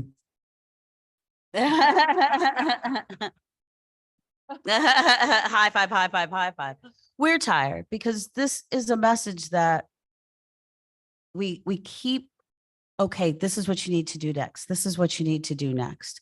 And you have some people say, hey, we're going to do this. But it's optics, right? It goes back to number one, again, from a fatigue perspective, depending on where it's coming from, right? Which I love that when you said that, is if you're tired of hearing about it, then let's do something about it. And that means get serious and not just hand this off to your diversity leader, but pull your leaders, your senior leaders, your junior leaders, your middle managers into the rooms and have the discussion that we're going to execute. And here's the goals. And then let's go and let's move. Let's get to it. So I think it has to really be actionable. If you're tired of hearing about it, then let's fix it. You know, at the end of the day, when you see us, you can be us. And if we can look up in our organizations and see people who look like us, Black, Latina, Native American, Asian, if we can look up and see people like us, we're more likely to stay and we're more likely to thrive. So if we're really truly going to address this idea of, you know, oh, well, we're tired of hearing about it, then take the action that is meaningful and stop just saying, oh, well, we're gonna have this presentation. Oh, we're gonna celebrate Women's Day. Okay, woo. Here's Juneteenth. We're gonna have some food and some flags up. Yeah. Oh, I'm gonna wear a ribbon. And then, oh, for Hispanic Heritage Month, oh, we're gonna have some foods. No, that's aesthetic. If you really want to get busy, then let's go a layer below and address it so we can move on. What y'all think about that? That was great. That was great. Thank you. Thank you. As someone who is Afro-Latino, I get what all of you are saying. It's a phenomenon. And a lot of companies, because of it, they want to shutter or either downsize their programs. And now I'm not a political type. I didn't grow up here in DC. I grew up in Detroit, Michigan. I grew up in the hood. So for me, I didn't get tied up in those things. But what I'm hearing about is happening in other states like Florida and others, where they're banning DEI programs, even teaching it at the collegiate level, at the secondary education level. It's resetting the table. And I'll give you another high five on being tired, because it's like we're rehashing the same message, but it's falling upon deaf ears in certain states. So we're going to move on. We're going to wrap up here a little bit so you can all have some lunch. We don't want to hold you up. So the last question for the panel is there anything leaders should consider when discussing or implementing initiatives that support a new way of thinking around DEI? And I know we shared some of those things possibly already here, but let's close with that and see what we can offer the audience. Linda, I'll let you lead off. And I was looking over here at Tracy like, okay, what do you say? Accountability. We need for you to be accountable. And that means and I'll use me as an example, if I come to you and say, I was referred to as help by a colleague, which I was, that you hear me, that you understand that this cannot happen. You have a company to run, you have business to conduct, you have money to make, you have those big watches to wear when you go on that fabulous vacation, right? I like big watches. But you need to take this seriously and address this and say, hey, instead of, I don't know that he said that, Linda, and I'm so surprised, is that he says, you know what, Linda, that's unacceptable. I've known this person for a long time and I'm shocked and I'm disappointed, but I'm going to have a conversation with that person about him referring to you as help. And then you say to that person who you may have hired and mentored for 10 years, I hired you 10 years ago. You're like, you're my bro, you're my son. And I don't want to see your career end at this company. So you cannot refer to Linda as help. We cannot have this behavior any longer. I have projects that need to be led. I have money that needs to be made. We have to satisfy our shareholders. I need everyone joyous, all hands on deck, working together as a team. And this is behavior I cannot support. So you are going to be written up. I coach you, we'll get you mentoring. This cannot happen. That is accountability that doesn't say to you as a leader that you have to give up that relationship with that person. It just means you are going to back to leadership styles. You are going to address that behavior because you understand that this accountability matters to the success of your company. Tracy. Yes, so thank you. I think from a leader perspective, it's all about tools, methods, and outcomes. So I want to leave the audience with 3. The first is the IDI assessment, assessing your leaders' cultural dexterity. Are they in polarization and denial? Are they in acceptance and adaptation, meaning they are curious, interested, and know what to do with difference? These are bridges across difference. So the IDI is first. The second is inclusion safety. Does your environment create safety to belong, for your employees to be themselves, safety to learn without being labeled as deficient, safety to contribute? Does what they say and do matter to anyone? Can it help them get promoted? And safety to challenge. So safety to offer a different solution, to innovate in a sense. And the third is feedback. Inequity in feedback results in inequitable outcomes, promotions, advancement, and representation. So we have a method that you start with intent. My intent in this feedback is to make you a top successful director. My fear is that I'm going to say something that offends you. And then I get into the details of the feedback, speaking to the impact you're having on the team, the client, and so on. And then let's exchange, let's talk, let's coach on what we're going to do. So I think those 3 tools, the IDI assessment for leaders, making them more self-aware, the inclusion safety framework against which you can test your culture, and then the feedback formula, which you can give to everyone uniformly, starts to make individual leaders, contributors, and architects of culture in a way that can change the organization. Everyone gets it intellectually. We've read the business case and the stats. We all get Harvard Business Review, so we know what it is. But to the what to do, I think giving them actionable things, and then to your point, measuring that outcome is going to be the new age game changer. Thank you, Tracy. Donald. I'm going to speak to it from a experience perspective. So no one ever told me I will ever be a CEO. Never in my thought had I ever imagined that I would be the one that set the tone for my company and those that work with me. But I would say using my experience helped me to understand how to implement DEI in my environment. When I was in, as an employee, coming up in the industry, one of the feedback that I got from my managers was I need to be more assertive. How about that? I didn't understand what that meant. And it's interesting that the guys that spoke earlier Mr. Fair, when he mentioned about a lot of us have ADHD, I was like, I might be one of those people. But what I didn't understand was when I got the feedback many times, I didn't realize that I was an introvert either. So I was the one that said, I just want to go to work, do my job, and go home. I don't want to talk to anybody. I just want to sit at my computer, do my job, and go home. Well, don't you need to be more assertive? Well, what does that mean? What does that look like? So now look at going forward. Had I taken what I've learned now and I was that person 20 years ago, I probably would not get that same comment. They probably would be like, Donald, can you calm down a bit? So what I'm saying is, when we look at the from a perspective of implementing it within the organization, how it's evolving, it's like, the CEO, those that are in leadership, not come from, not bring in their own perspective of what it means to them, but really get down into what does it mean for that lower staff person? What does it mean to the person that's cleaning the rooms? What does it mean to that new person that just started last week? What does it mean to those people?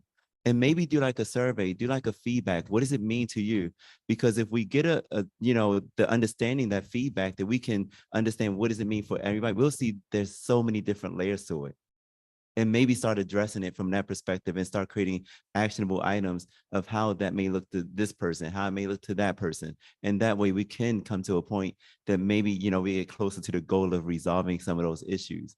So that would be like, what I think would be one of the great ways to approach it. But of course, there's so many different ways we can look at it. So thank you so much. All right. You sure can? What I would like to see, my vision for new age of DEI is that there is a line to the men's restroom at these events. That we see more CEOs, COOs, CFOs, CISOs, CIOs, CTOs at these events.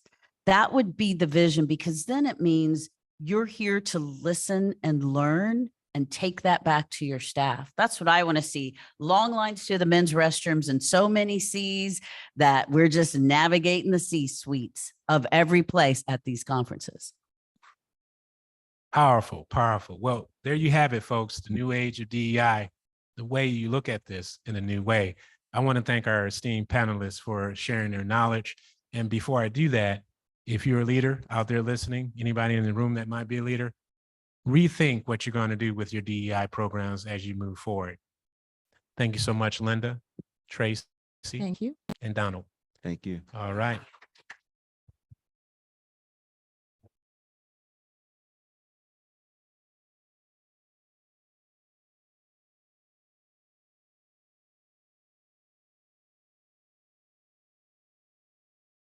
Alex.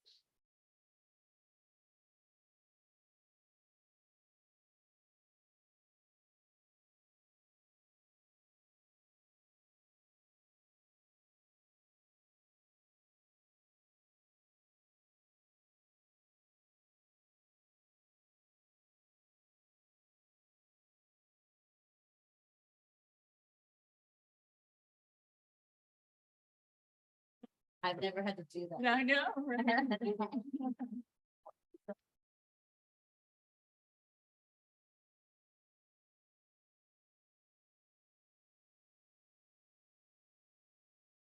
Lunch is served. Lunch should be served.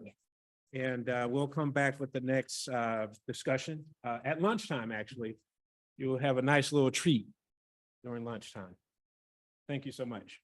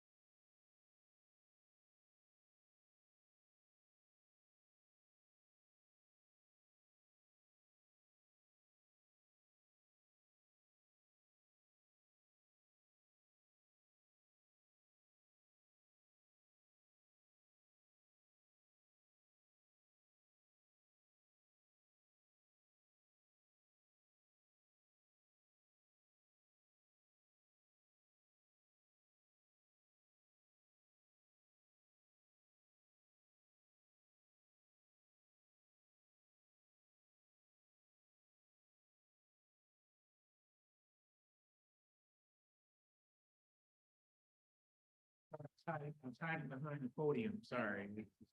Gotta figure out how we can get this moved.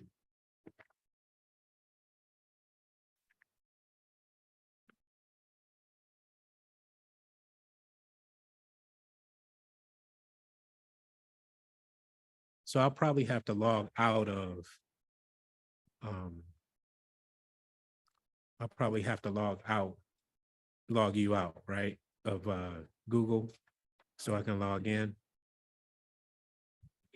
So Okay. what we can do is actually do a new, I open up a browser right there, all right, new window. Oh, open up another, yeah. okay, all right. Yeah, you gonna eat? Are you eating? Have some food. It's lunchtime. Go ahead and eat. And if you could with my phone, which is right there, take some pictures of people just kind of, I know Alex is here as well, but I like to have a few of my own.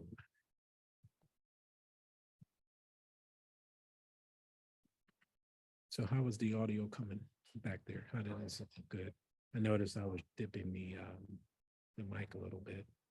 So I needed to, I could hear audio on this one, okay, and I went outside, to do periodic checks. and you can hear it? Perfect. Okay. What's this here? Check device. Oh, she took my phone.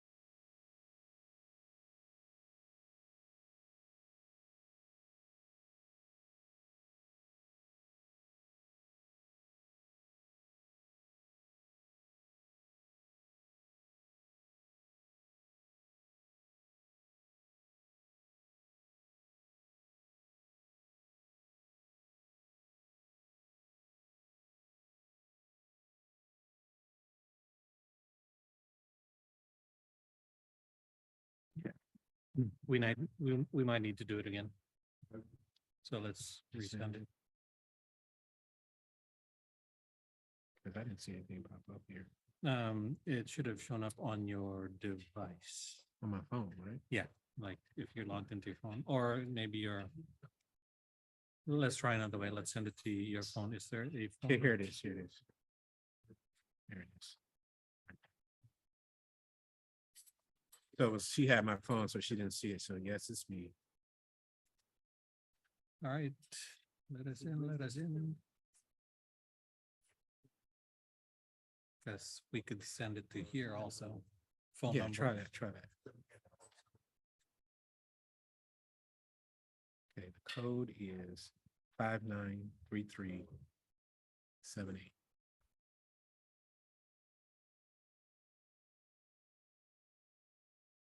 All right, so we don't need Yeah, we to, don't need anything extra. Just get me in there. Yeah. And then I'll go into G Drive. download it. Oh, that's me. Let's skip all that. There we go. Right there. You get into G Drive, and then let me find that presentation that I uploaded. Here it is, right there. So I should be able to open this and Or you could save it to desktop, make it safe. so download. Where's the download at? Just 2-finger click on it. That's what I just did. 2 fingers. Oh, wait, what's this here? Oh, Yeah, let me try. oh, you're talking about just, okay, Yeah. go ahead. I'm sorry. 2 fingers. And then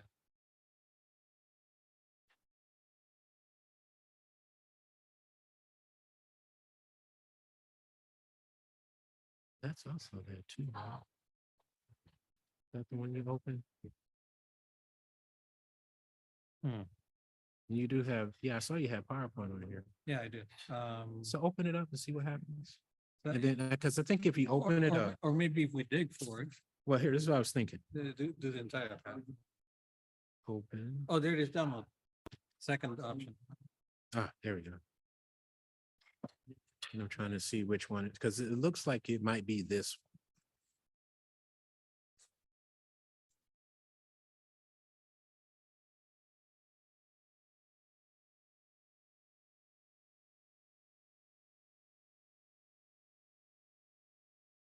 men's room, and then come back.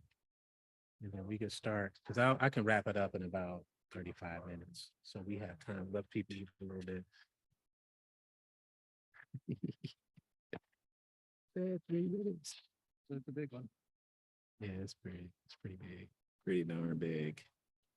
Oh yeah, it's got a minute. So let's let that down. I'm gonna go to the men's room. All right, could be back.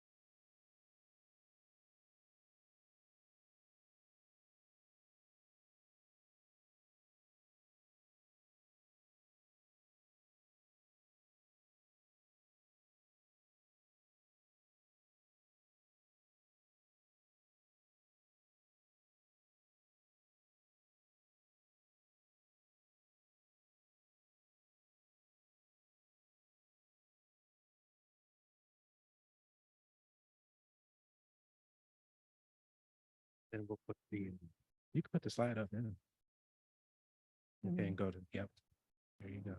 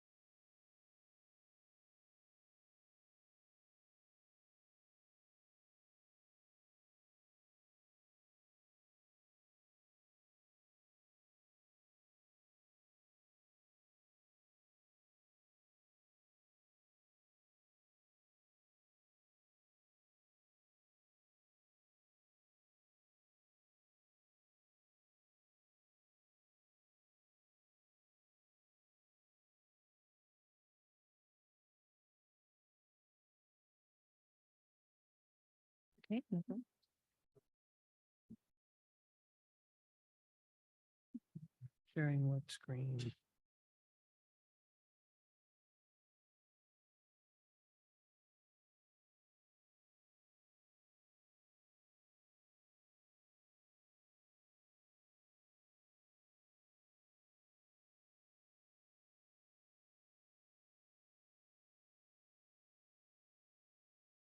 Come on.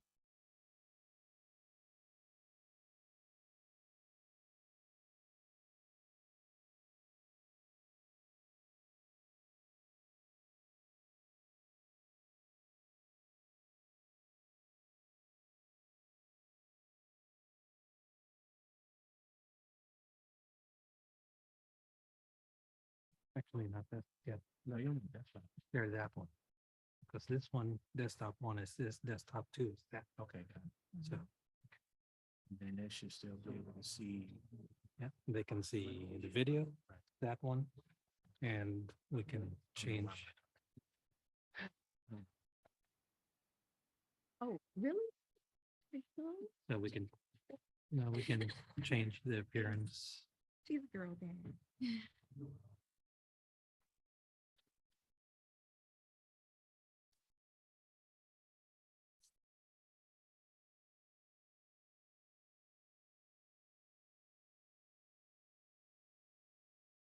Good afternoon, everyone. We are going to proceed with the second half of our program. Now that we have had our lunch. That was an amazing lunch, wasn't it? Oh man, it was delicious. Thank you, Jermaine. And so I know we talked about DEI fatigue. Let's make sure we're not physically fatigued from the lunch. And so I'm excited about our next presentation. We've had a phenomenal day so far. We had Sean Fair talking about the 3 different styles of leadership. We had a phenomenal panel discussion that talked about DEI fatigue and the new age of DEI, and understanding that it's more about mindset and actions and not just requirements and programs. And so I'm really excited about this next presentation by Jermaine, because he's going to discuss why DEI still matters now more than ever. And I think this is such an important topic because I remember as a young professional, first starting out in corporate America, I remember going into an environment, we talked about this on a panel, going into these environments where no one looked like me. In many cases, I was either the only woman in the room or the only person of color. And I thought I was just supposed to do what they did. I thought I was supposed to conform to how they look, how they talked, how they dressed, how they behaved. And I felt like I didn't have permission to just be myself, to do what I wanted to do, dress and act and behave and talk the way I wanted to. And so in doing that, I didn't feel like I was performing as my authentic self. And so I appreciate this topic because I remember at that time, and I'm sure Linda can relate to this, I worked for a law firm. I worked with lawyers, and law firm environments can be a bit high stress, high strung, dysfunctional, chaotic. I can go on, but I don't want to insult the industry or anything. So, and so I remember working long hours because I felt like I had something to prove. I felt like I had to prove that I belonged in the room, or I belonged at the table. I felt like, well, they hired me. I don't want them to think they made a mistake. So I felt like I had to work harder than everybody else in the room because of what I looked like and how I identified myself. And so, like I said, I'm really excited about this next presentation because had I had someone, a chief diversity officer, someone who made sure that diversity wasn't just sprinkled among the organization, we'll just put a couple of initiatives here, we'll put a couple of people of color here and there, but actually making sure those initiatives are not only embedded into the fibers of the organization, but it started from the top down. That a diversity chief diversity officer was in place at the C-suite level to make sure that the leaders implemented the things and actions that needed to happen in order for it to trickle throughout the organization, that they were being proactive and not reactive. And not only that, but I noticed that even the clients wanted diversity, but not just sprinkled. The clients would tell the lawyers, Don't just put people of color on our teams. Make sure they are the ones who are not just doing the research, not just high-paid secretaries, right, Linda? Not just high-paid secretaries who sit in the back who you never see, but we want them in court. We want them at the defense table or the plaintiff's table. We want them to be the partners, the high billable people actually showing their face in the meetings and at the table. So Jermaine, without further ado, please join me in giving a warm welcome to this presentation entitled Why DEI Still Matters Now More Than Ever.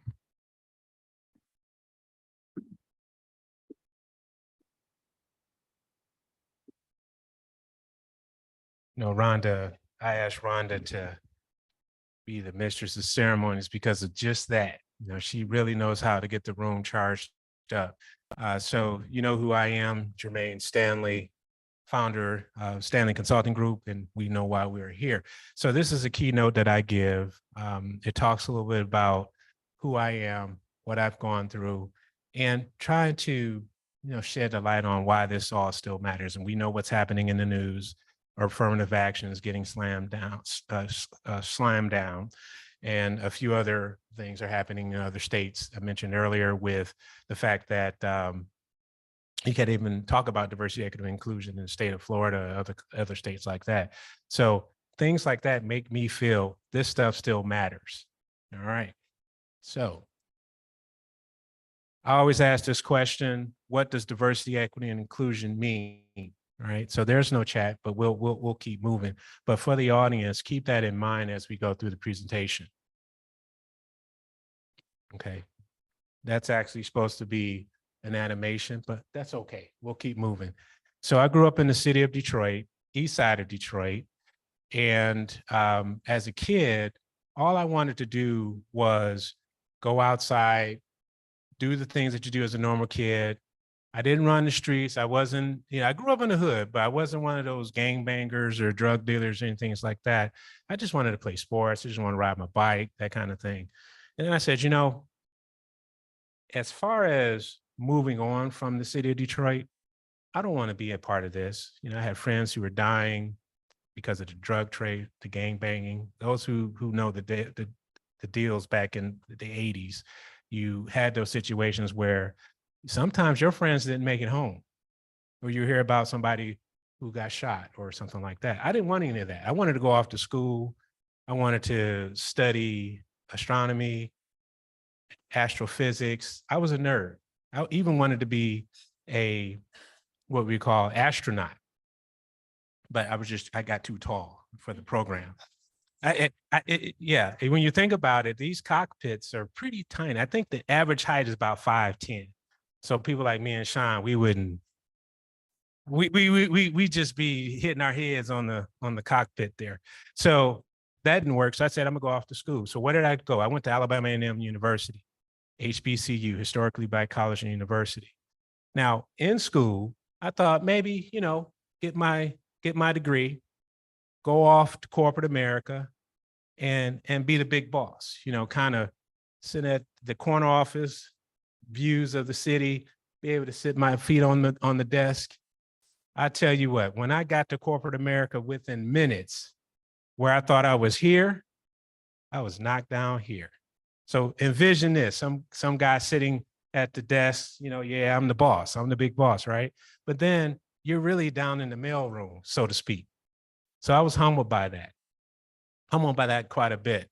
And through this process of matriculating and becoming who I am, I went through a phase where I felt underappreciated. I felt that I was being undervalued. I felt alone. And I know a few people in here said, hey, I'm the only one that's in the room that looks like me. I got that quite a bit. Being almost 6'5", Afro-Latino, I didn't fit in, right? So I felt very awkward, right?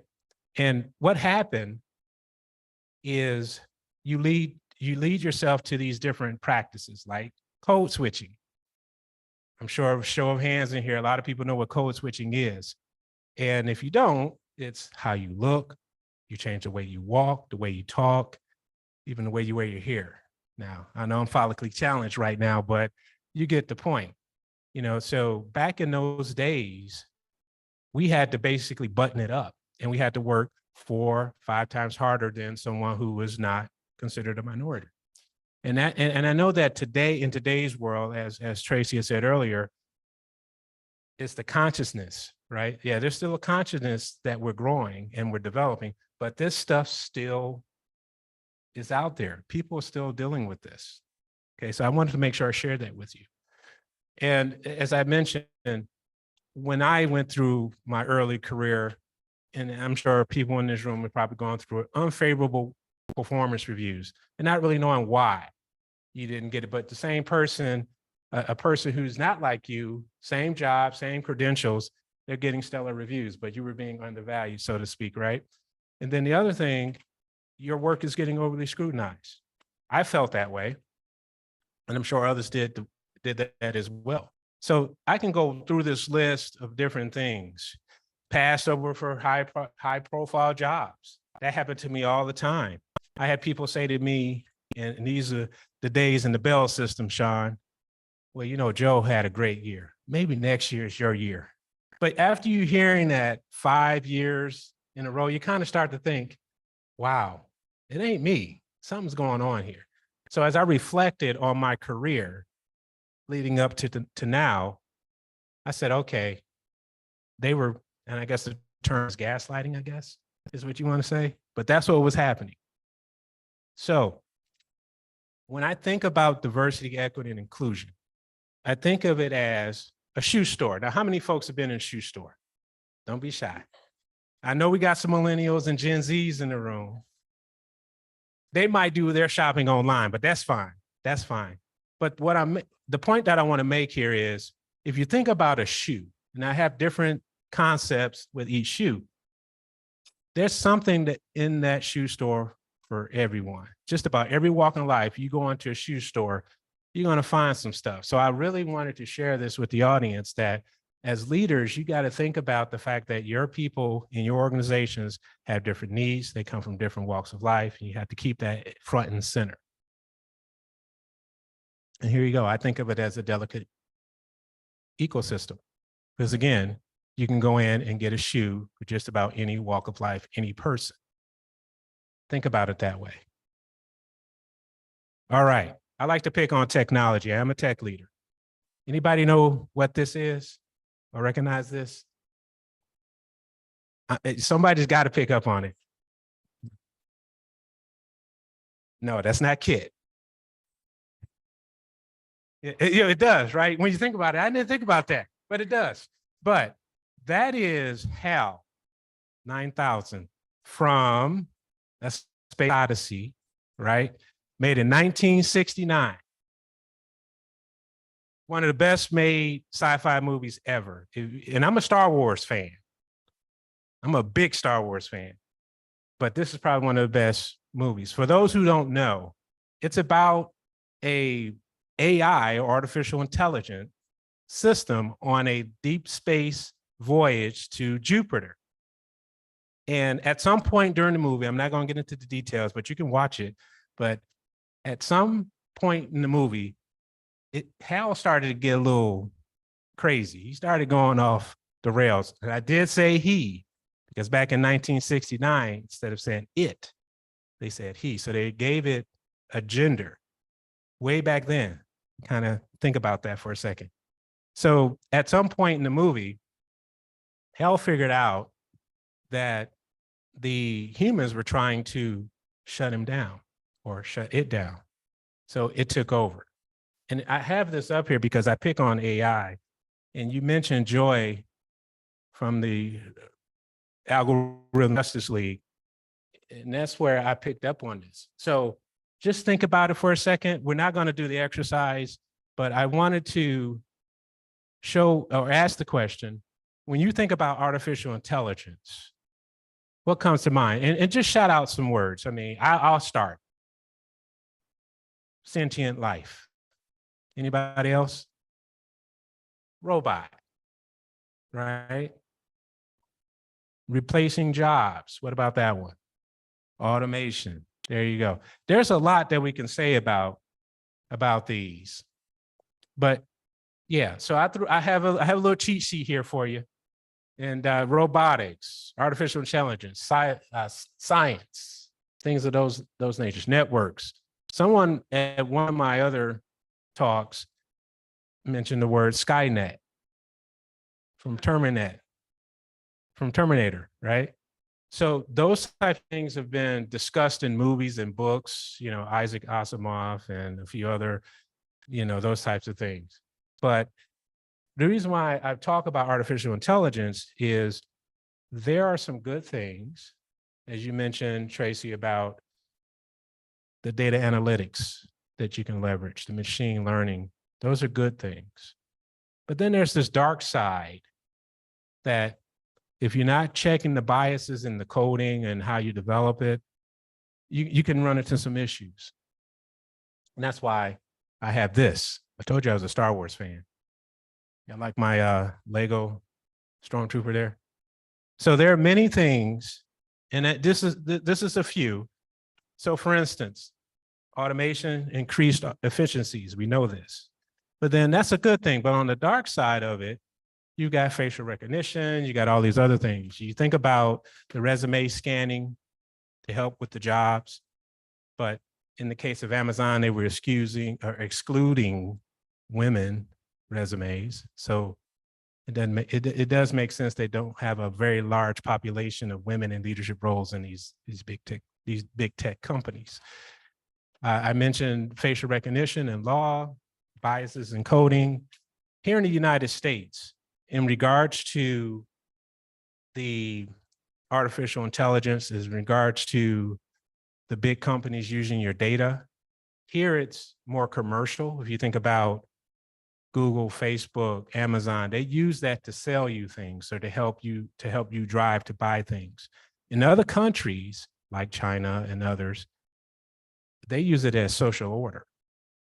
So you have to submit to facial recognition to even get internet access because the state operated. So think about it that way. In law enforcement, for those who are attuned to the law, the judicial system uses algorithms to look at probability and the probability of someone repeating the same crime or the same offense. But the issue with that is more times than not, the person who was considered to be a repeat offender was a person of color.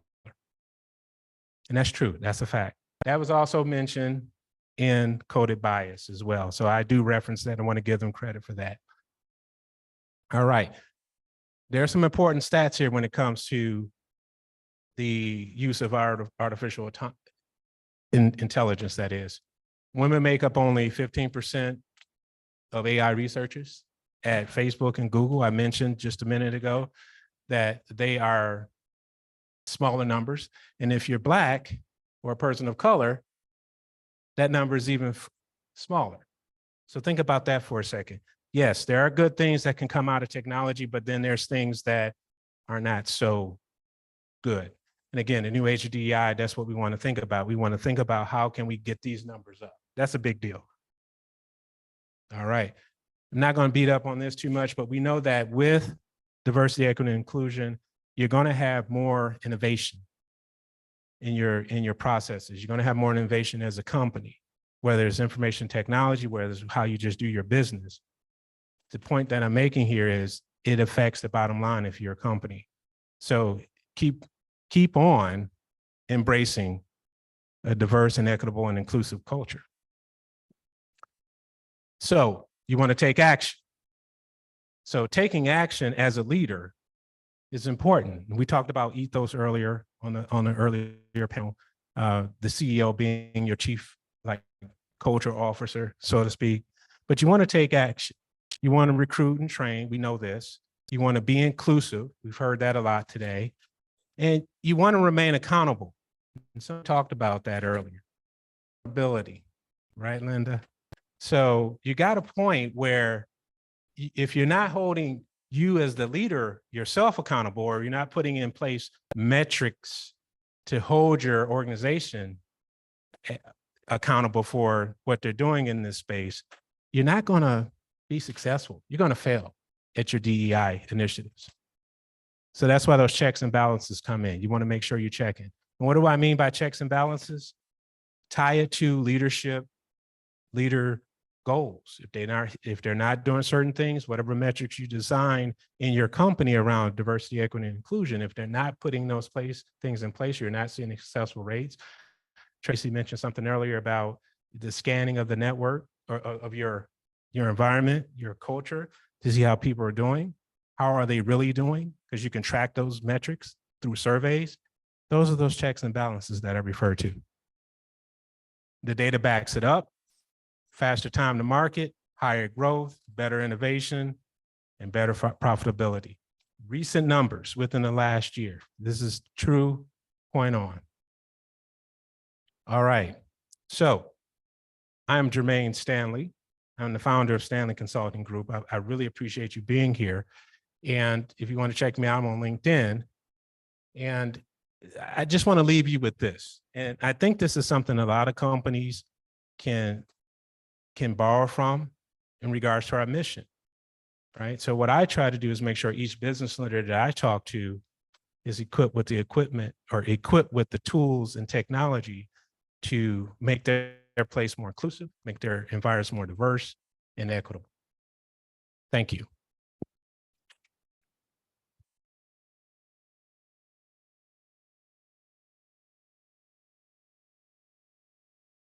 Okay, I'm going to hand it back over to our mistress of ceremony, who is going to tee up the next segment.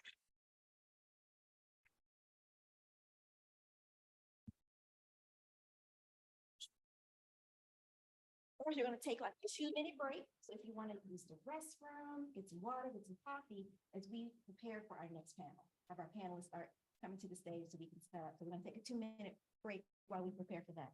Did you turn it off? I think I might have turned it. Okay.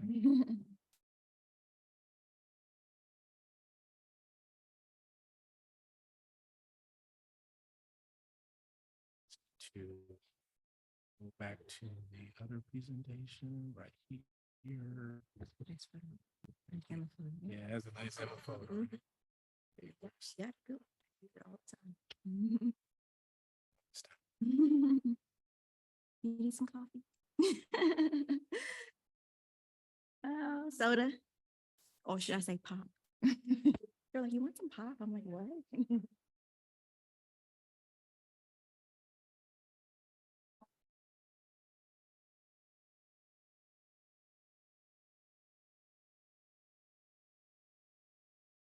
Oh, I see. Okay, well, then I think you can. There you go.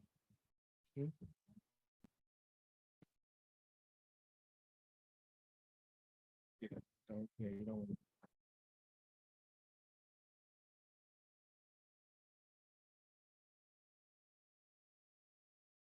We have this green founder of Link.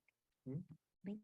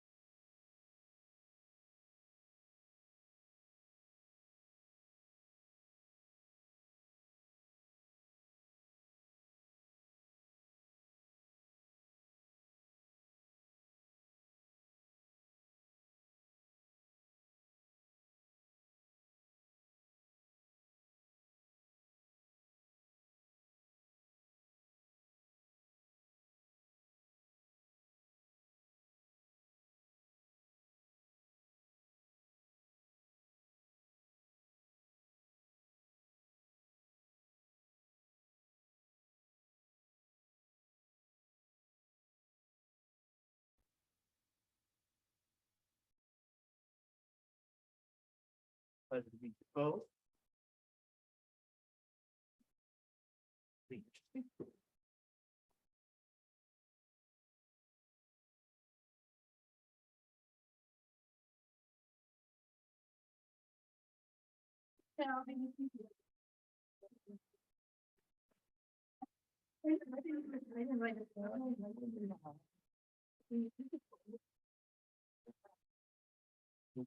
Yeah, don't do it the way it's fair.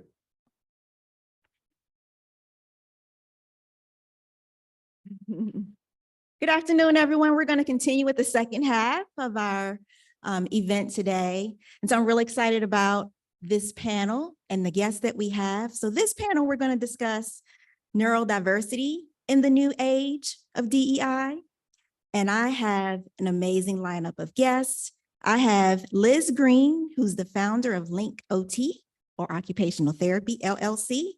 I have Marcus A. Wright, the CEO of Right Mentality LLC. And I have Claudia Mateo, Program Manager at IBM. And so I'd like to ask if each of you, we can start with Claudia, would give a little bit of your background, share how DEI has contributed to your career and why DEI still matters. Thank you so much. So I want to thank God for humbly being here in Northern Virginia, the ancestral lands inhabited by the Powhatan for over 12,000 years.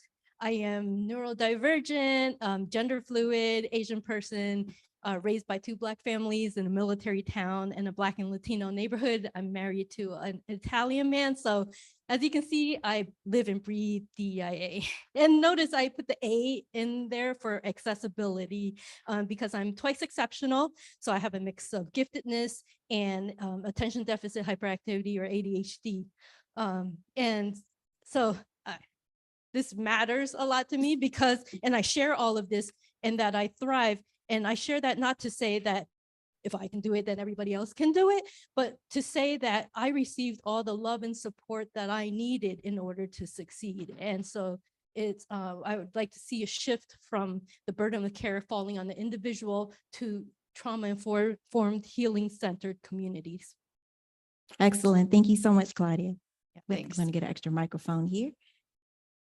And So I'm Liz Green. I'm an occupational therapist and the founder of Link OT. So my background, I've been an occupational therapist for 20 years, working with neurodivergent individuals. My passion being hidden conditions. I still have an active caseload of clients. So autism, ADHD, dyslexia, dyspraxia, neurodiversity. It's basically 20%, but I would say more, especially in certain fields of the working population. Only 3% of the population discloses. And I think a big piece of that, there's a lot of tie-in to trauma. If you're basically treated your whole life as if you've got something wrong with you, if you have a diagnosis, you're not going to share it, or people don't even know over age 35. Oftentimes we're never diagnosed. So there's a whole host of reasons why people don't self-disclose. And when I've seen my clients over the years, and even in pediatrics, because I've worked with kids on up, I have looked at this tremendous skill and talent that hits, every other group, LGBTQ, people of color, people who used to live in poverty, people with no college degree. And there's a lot of untapped talent, especially if you're thinking about people who have not had it easy in life, who maybe experienced ACEs. They have to figure out workarounds, which actually makes them tremendously work ready. But one of the challenges, either they're not getting in the door of jobs or not staying in the door. So why does it matter to me? Because I honestly think about all these kids that I've seen over the years, the adults that I work with now who have superior IQs, who have high-level college degrees, who are not getting in companies because they don't pass the interview, or people who run into performance issues because their managers don't support differences in thinking and the managers only communicate in a way that works for them. That's the reason. Wow. And there's still work to be done. And even if I think about myself, background being clinical, I think I shared with somebody, I got in trouble with a manager, and this is not about neurodiversity, for saying I was burnt out. And I remember thinking to myself at that point, that is not she basically shut me down and boxed me out because I didn't fit her mold. Right. And so it hits everyone. And that's sort of why there's just so much work to be done, and I'm so passionate about this. So I'm really excited to be here. Awesome. Thank you so much, Liz. Marcus? Oh, so me? Yes, sir. Okay. Well, my name is Marcus A. Wright. I am the founder of Right Mentality. I am actually an emotional intelligence, adaptability, and personality coach. I deal with different things with people because what I think the world is forgetting that is that diversity is everywhere and it's needed. The world was created with diversity, right? All of the buildings that have been set up, all of those things that have happened, maybe people didn't get credit, but what people are forgetting is it takes all kinds of people to get things going. Nothing is done by one ethnic group. There are so many different people. So to be quite honest, just in history, Jack Daniels started his company, but he had a problem. He didn't know how to distill his liquor. So all of the years that he tried to figure out how to distill his Jack Daniels liquor, he learned from an African-American man, Nathaniel Nearest Green. Nathaniel Green taught him how to distill and was the best distiller at that time in that area and probably in the country.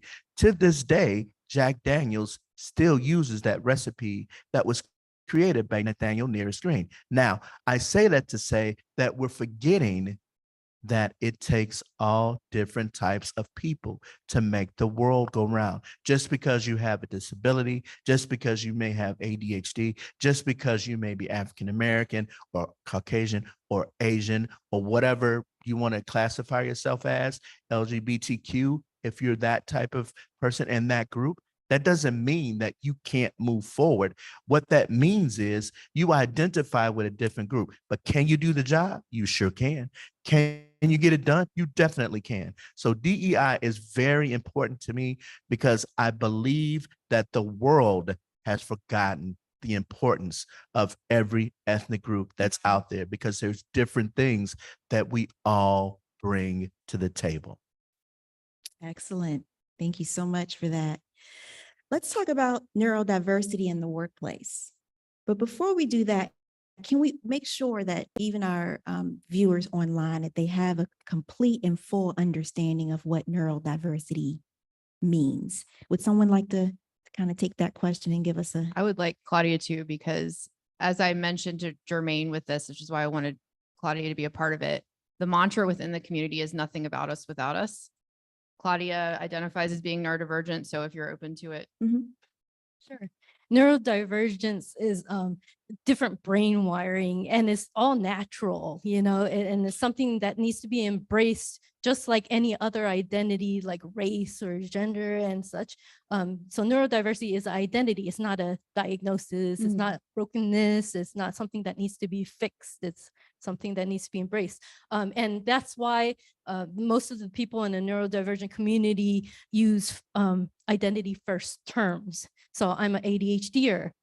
There are autistic people. Just like you wouldn't say a person with Blackness or a person with lesbianism, you don't say a person with autism. So most people like to be referred to as autistic. Thank you so much. And I'll add a little bit too. So the neurodiversity, it's interesting to me coming from a medical background, in that I think medicine has a long way to go. Medicine tends to look at a condition as a disorder, as something to be fixed or treated. The neurodiversity movement, there's no diagnostic qualifier. It's really how you see yourself.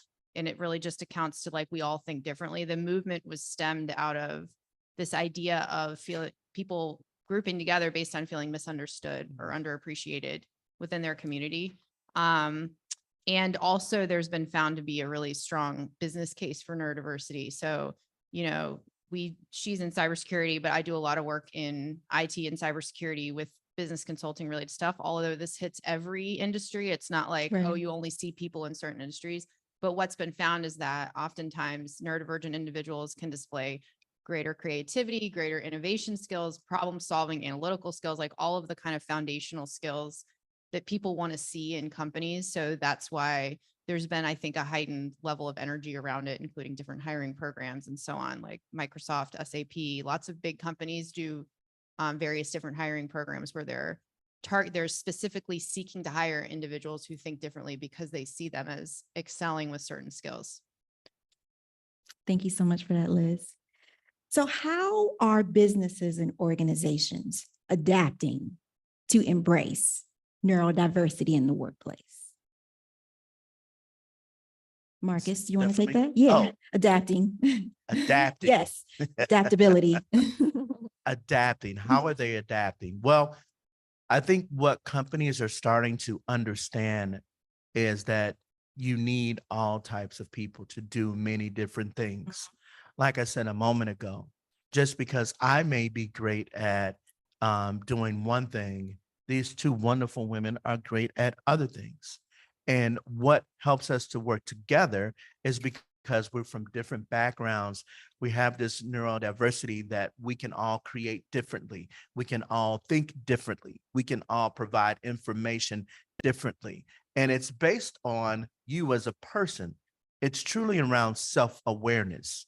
So in order to be a great team player, in order to be a great person providing information, self-awareness is needed because you have to identify with who you are so that I can embrace everyone that's here and everyone that's actually watching us. So that's my perspective of it. Excellent. Liz, you'd like to add something? Well, I'd like to segue off of that because I 100% agree. Self-awareness is crucial, but then also psychological safety, self-advocacy. So it's interesting because Jermaine mentioned what is it? Switching. Code Code switching. switching. Mhm. So in my kind of realm, one of the words that's used a lot in neurodiversity is masking, which there's this parallel of like, I have to hold back who I authentically am in order to fit in. I've got to put on a front. Yes. And so what we then talk a lot about in this space is, especially with neurodivergent populations, but all of us, if you have to spend a lot of time masking in order to fit in, you're going to burn out. And there's going to be problems, like you're not going to last. And so that you're not going to want to stay. And so that's the piece too of when we work together, it's really important for companies to be thinking about, well, we want our environment to be a place where people who think differently want to share regardless of if they disclose or not. So for example, using neurodiversity inclusive practices can help us, such as like alternative interview formats, like can you showcase your skills instead of have to talk about them, reverse job fairs, closed captioning during meetings for all, at accommodations for all in interview. Like those are just some examples of ways companies are adapting, but I wouldn't say it's happening enough. It's a starting point. Scratching the surface at this point. Yeah, and to add to what you said about the progress that's being made, what's working well is that we have affinity groups now where neurodivergent people can compare, what's worked for you, what doesn't work, and notice that each person needs a different way of being supported and stuff, and learning how to work with one another, and the availability of accommodations. But where we can improve is, what is the accommodation process? Does it require you to submit a whole bunch of forms and then it gets routed to somebody who has to review it and then approve it and stuff? And like, is $100 screen reader really worth all that, effort and energy that drains the person? That takes away from like maybe the millions that they're bringing in revenue, So we have to weigh some of these things. Does a person making eye contact, does that matter more than the talent that they have to offer? We have to reflect on some of these things. I appreciate that. I want to reflect a little bit on something that Liz said earlier, where she talked about the masking or code switching and how that can lead to stress and burnout. And so I think a little bit earlier, right before our last discussion, I had talked a little bit about my early professional career, and how when I started, I felt like I needed to conform to what they were. And I definitely felt like not only was I hiding my true authentic self, but I was overcompensating with performance, because again, I kept feeling like I need to prove that they made the right choice in hiring me. I need to prove that I belong here. And so I came in early, I worked late, I volunteered for things, even though my plate was already full, working through lunch, overdoing it. And of course, that combined with, my personal life, it did lead to stress and burnout, to the point where I felt like I needed to take some time away. But even that discussion, I was fearful of, because I felt like I was going to be judged, looked at as weak, looked at as, well, I guess she can't handle pressure, or did we make the right decision in hiring her? Or, maybe we should, put our bets on the other applicant or candidate and things of that nature. And so I wish I had had an environment, a workplace environment that fostered diversity, equity, inclusion, and neurodiversity. So my next question is, how does fostering neurodiversity contribute to increased productivity, creativity, and overall organizational success? Anyone? Question? All right. Another area where we could do better is, traditional volunteer approaches are dependent on, a lot of times we set goals that we know we're going to be able to reach, or we have performative behaviors and stuff like that. But does it really do anything to show that we really do genuinely value identities and stuff? And so, like, listening to these affinity groups, not just putting them together and you all support yourself, but what are your needs? How can I help you? How can I bring out the best in you so that we all can succeed together, So, like, responding with curiosity instead of judgment. Like, if somebody had, took you seriously, met you where you are, and practice psychological safety and stuff like that. That's I love that. what we need. Absolutely. Thank you so much. And you were asking about how neurodiversity can support innovation and so on. So, I mean, there's a lot of, you could Google it, but if you look at business case for neurodiversity, there's so much research, so many studies that show, obviously, the more diverse the team, the more, that there's less likelihood of groupthink, there's greater likelihood of people challenging the status quo, testing new ideas, innovating, again, with the whole umbrella of that being that they have to feel safe to do it. And so I guess that's the main thing I would say about, like, the value of it. And I think, honestly, the question, the issue, and one of the reasons that I talk about this so much isn't so much that I don't think companies see the business case. Everybody knows there's a business case. It's more like, what do we do next?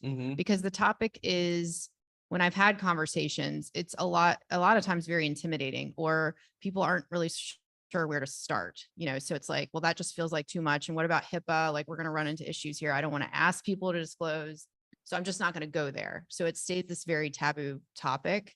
And so that's part, like, I think, and IBN's done a great job with this, but basically creating safe space is a big deal. Leaders being vulnerable, even, when a leader shares their own neurodiversity or history with mental health or anything related to that, it's always a starting point. And then I think that I would view neurodiversity maturity in a company to follow the same trajectory as, like, DEI maturity.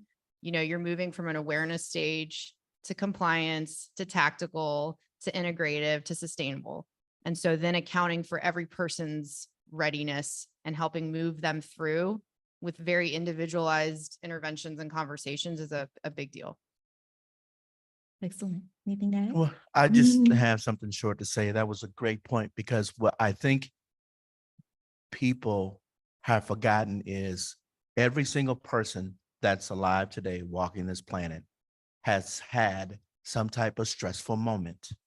You may not have had a true mental health breakdown, but you've had moments where you've had so much adversity and so much stress, you had to learn to get through it. And I think if we start to open up to each other and have a group of people that are all different, we would accomplish so much, because you bring up a great point. It's about being different and challenging the group, right? Each individual has a special gift. So it's not, we're all thinking the same, we're all different thinkers. And if you have a group like that, that is so diverse from a neurodiversity perspective, you will get further in whatever you're trying to do with the company. So that's it. I appreciate that. And Liz, you talked a little bit earlier about advancements in neurodiversity research. And so can you share a little bit about what type of recent scientific breakthroughs or advancements there have been in understanding the various Well, types? in terms of like peer-reviewed research, there's not. I think it's Vanderbilt Frisk Center for Autism under Vanderbilt University. That they're actually one of my partners, and I would say they're at the forefront of, and they're specifically focused on autism innovation, kind of proving the business case and doing a lot of studies around autism. But that is an area that needs to be addressed more, because I also think that this is where then we're talking about evidence and metrics. And even, you know, one of the things that I think about is even a pain point when I'm trying to talk to companies about it is there's not like a metric that I can say, this is going to reduce your retention or your attrition problems by X if you do X, or your productivity by X. Now, I will say this, companies that have done neurodiversity hiring initiatives, such as HP did one in Australia with DXE technology. I think they saw their neurodivergent workers were like 30% more productive. So there's those kinds of stats. There's a company that I'm partnered with called Ultranauts that designed their software bug detection company from the ground up on neurodiversity. So they have inclusive design principles, and they beat out IBM by almost 60%. They had top line growth by 70%. Their loneliness scores were less than half of the US workforce just by them designing inclusively. So there's company specific evidence, but not like peer reviewed scientific evidence. Mhm. And what about, are there any technology advancements in neurodiversity support? Has technology played a role in supporting neurodivergent individuals? Yeah, there are all different kinds of accommodations that are available. For example, there are like fonts. Certain fonts are friendlier for people who are dyslexic or ADHDers and stuff. And even neurotypical people find that font easier to read for some, in some cases, you know? So making some of these things available, which is, some of this is free. It costs nothing. Some people think, you know, accommodations are expensive, so we shouldn't hire people with disabilities or neurodivergent people and stuff, but it really doesn't cost companies much at all, you know? And then there's like, and also things to keep in mind when it comes to accessibility. For example, like a lot of people like to use emojis and stuff, but if you keep in mind, there are some people who need screen readers. So the emojis, if you're like, attention, please alert and stuff, and then you have fire, fire, fire, fire, fire, alarm, alarm, alarm, alarm. You know, that's how the emoji shows up on screen readers, you know? So if you think about all of, there's a lot of, that's a whole topic on its own. You know? I would say, I guess from a tech standpoint, this is kind of where I get into like inclusive design. So helpful for, extremely helpful for some, but really helpful for all. And so like, for example, that company I mentioned, Ultranauts, that is greater than 85% neurodivergent. They have something they created called a biodex, which is like basically an employee user manual. So every employee who joins the team fills out this form, and all employees are responsible for reviewing it. It's like, this is how I like feedback. This is my preferred, you know, heads up versus downtime. Like this is, it's helpful because it helps everyone know, like, this is the individual, this is who I am, this is what I need. Right. It helps them be set up for success as well. And they do pulse checks too. So like Polly is an app that, you know, you can just use a Likert scale and say like, this is how I'm feeling. And it's a way for managers to know, oh yeah, okay, my employees are generally feeling more stressed during this time. Like, what do I need to do? It's about conversations. But again, tech is a start. It's not a fix. Like if a manager said, well, I'm checking their emotional pulse, meanwhile, they're like drill sergeants, then my problem would be the manager. It doesn't matter what the tech does, you know? Oh, excellent. Do you have anything to add, Marcus? No. So I know we talked a little bit earlier about, I'd like for us to have a conversation or touch on this a little bit about breaking stigmas as well as misconceptions. I know we talked a little bit about people fearing judgment or shame, not coming forward to self-identify as neurodivergent. So despite there being progress, and despite us, you know, scratching the surface and you know, having some headway there are still obviously prevalent stigmas and misconceptions surrounding neurodiversity. So how can we actively challenge and break down these stigmas to foster a more empathetic and understanding society? mean, the biggest thing is lead by example. Like showing vulnerability, showing that you're a real person goes a long way for making somebody else feel comfortable. And this is where I think mental health. Now, I personally, I'm overly open, like I'll just share with everyone, but that's how I roll. That also helps me process. And I'm not saying that people should overshare or do something that's not comfortable, but I think if you want to create a place where people feel okay being who they are, then as a leader, you gotta start first. 100%. They're not going to do it. And this is the thing too, where I get a little soapboxy when I hear about companies that'll have like disclosure initiatives and they're like, we just need some people to disclose to be the champions. I'm like, why? Your C-suite's not doing anything, you know? Mhm. So it has to start at the top.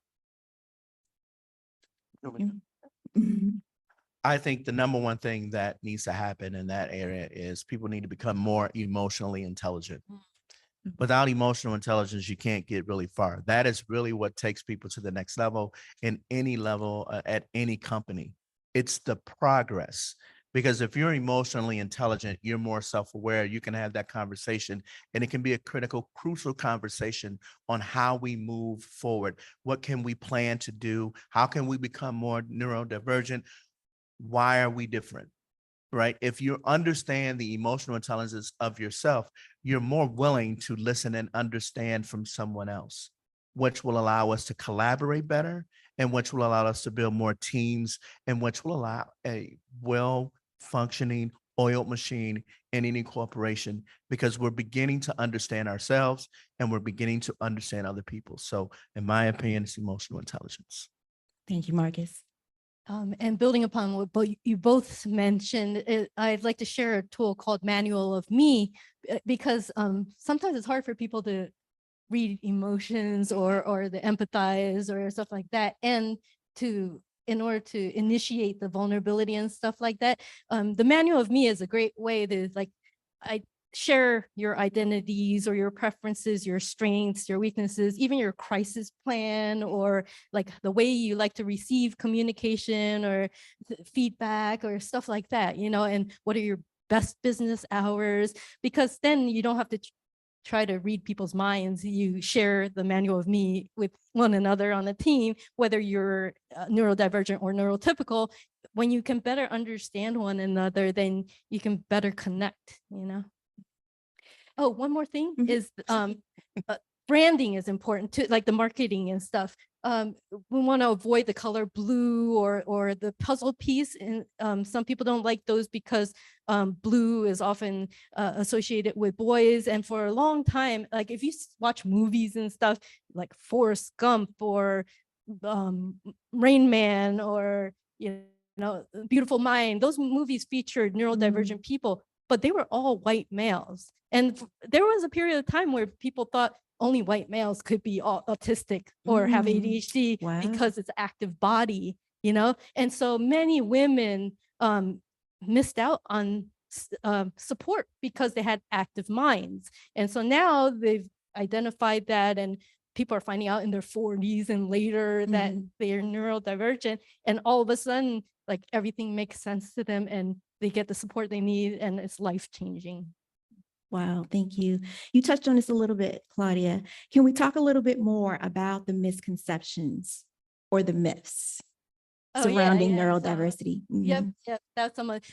For example, with ADHD, some people think it's a lack of focus but there's also hyper focus for people with ADHD when you're doing something that's of interest to you. So do we really need everybody to work a certain way or do certain jobs and stuff like that? If you see that somebody is really passionate about something, do you really need to box them in, or can we just throw out the box and let them pursue their passion and see what happens, you know? Stuff like that. I think also looking at misconceptions, where I feel like a lot of groups will go wrong is there's education around like, okay, so if you have somebody who's autistic who works for you, they're going to be good at this, they're going to have trouble with this. No. So basically, if you meet one neurodivergent person, you've met one. So if you make any assumptions like, oh, they're only going to be good at IT, oh, they're not going to be good at people facing stuff, they're not going to make eye contact, you're dead wrong. So then it's really about getting to know people and not making assumptions based on how they present, what they look like. And the other interesting thing, talking about misconceptions, we were talking about this earlier. I was looking at some stats earlier from NIH, looking at kind of cross section of neurodiversity and people of color. And it was talking about that African-American I don't know if it was boys, but children were 5 times more likely to receive a conduct disorder diagnosis than ADHD, AKA a behavior problem growing up. Misdiagnosis, underdiagnosis, underserved across the board. So then we were looking at, these are ACEs, adverse childhood events, that then move up to now you're in the workplace and you're and that's the thing too, is like, this hits so many people. So if you make assumptions on how a person looks, even if they disclose something, you're missing the mark. Marcus, do you have anything to add? I just want to say, I love the point. And I think from my perspective, people tend to be judgmental. So they make an assumption of how someone is based on the fact of how they may be. I mean, when I was a kid, I didn't have ADHD, but I can tell you right now, I definitely have ADHD. It's hard for me to right now to sit right here. I'm losing my mind right now. I need to move around. But that's the misconception that people have. It's like judging someone without knowing how well they can do things. And that is a huge problem. And we need to change that somehow. So another question I have is, how does media, education, public discourse, how do those things play a role in reshaping our perceptions of neurodivergent individuals? You said, how does media reshape it? Mhm. I think if we put a more of a positive spin on things and showing accomplishments of what people, individuals actually do. I say that because as we look at the media, as we look at social media, there's so much negativity. It's negative. And our young people today that are growing up, social media tends to be a little more negative around what they're doing, or it becomes more self-centered. And there's not a lot of positivity around it. It's not showing us that we can accomplish different things. It's usually something that is showing them in a negative light. And if we change that and just a little bit, the amount that we could affect the young people today, and even as us seasoned, we're seasoned, even as seasoned individuals can learn from having a lot more positivity out there versus a negativity, because it is a fact that one, it is known that when you first wake up in the morning, you tend to have a negative thought. It may not be the worst negative thought in the world, but it could be a negative thought. If you change that a little bit, you get up and you say something positive, it puts you in a different perspective. It puts you in a different light. It puts you in a different mind space. And if we start to do that with our younger people, they will start to move in that direction and affect the workforce a lot better, because now they're looking at people and saying, it doesn't matter if you have ADHD. It doesn't matter if you're autistic. It doesn't matter if maybe you're in a wheelchair. It doesn't matter what you are. We can all accomplish these things together. And I think the positivity in the media would make a big difference. It's interesting because, well, I see a lot of Gen Z clients, but also Gen Z, I think, especially from a social media standpoint, they take a stance, and there's a lot more mental health awareness. 1 in 5 of Gen Z is neurodivergent. They're more likely to leave companies because of lack of cultural fit. Like, I find this newer generation impressive in the sense of, also they've been through trauma. I mean, continually with all the things that are going on in the world. And so there's this, it's interesting. I have because like I mentioned, I work with, currently I have neurodivergent clients, and I have one person, she's a civil engineering major, autistic, at a very top-notch engineering school. And she was talking about an internship. And she said the first thing that she looked at on the company page was their DEI statement.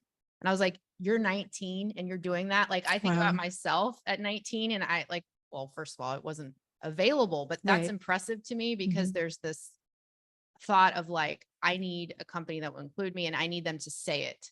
And I mean, I've had people say, one of my clients is autistic, and he's like, I don't feel like cybersecurity is a welcoming field based on when I research jobs, there's no language around it. There's no inclusion around, like, people are watching, right? So Absolutely, that's just a note. 100%. Thank you so much.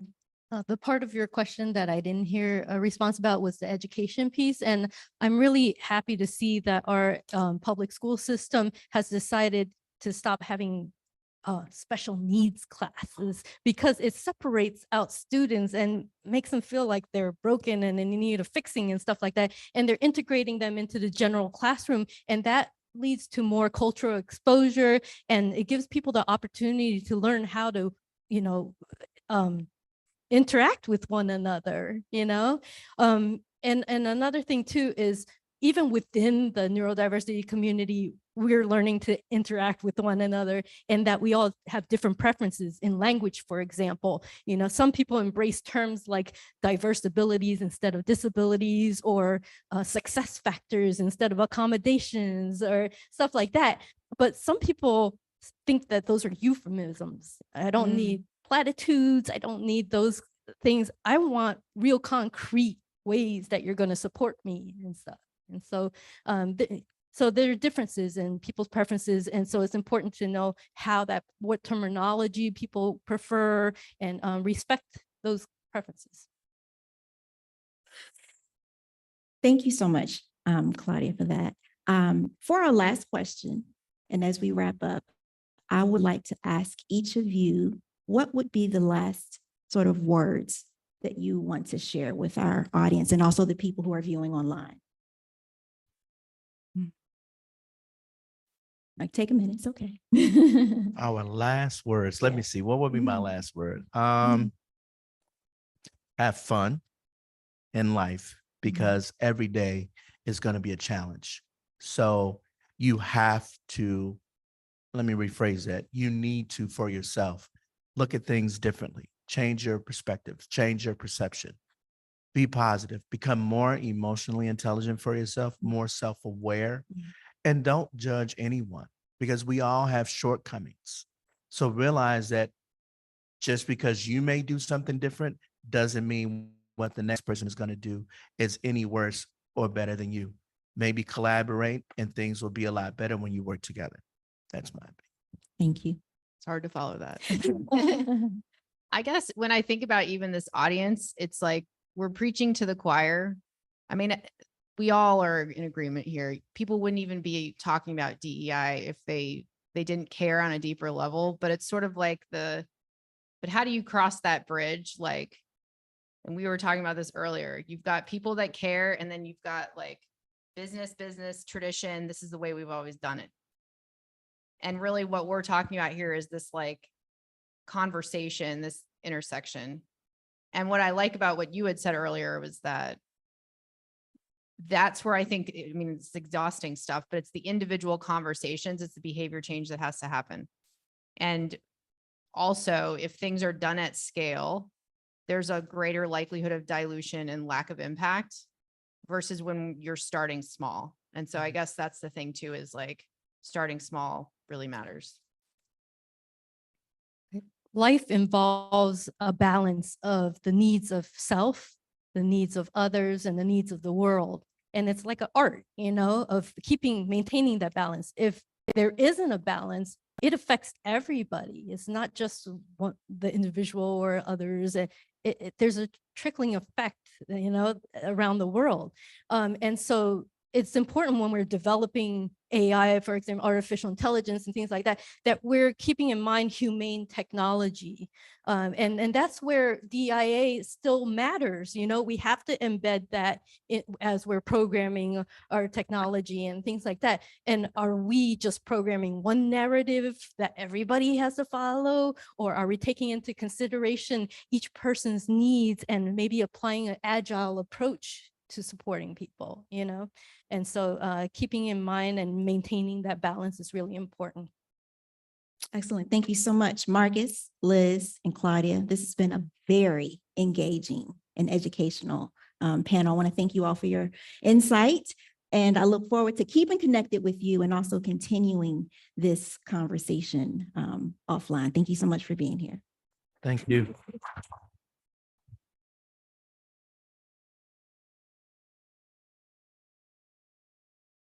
To give our speakers a little bit of a break, we're going to take just a 2-minute break. before we bring up our next speaker? Oh, can we get a photo of the panel? Sure.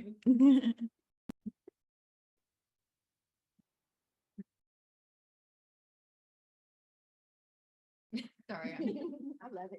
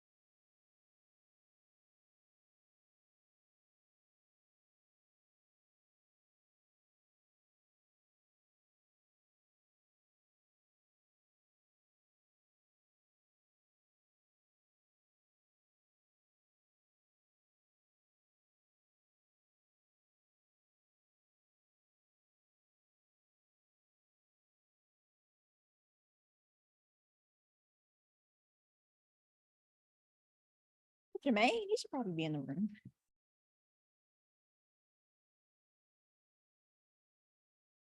Should probably go get him. Yeah.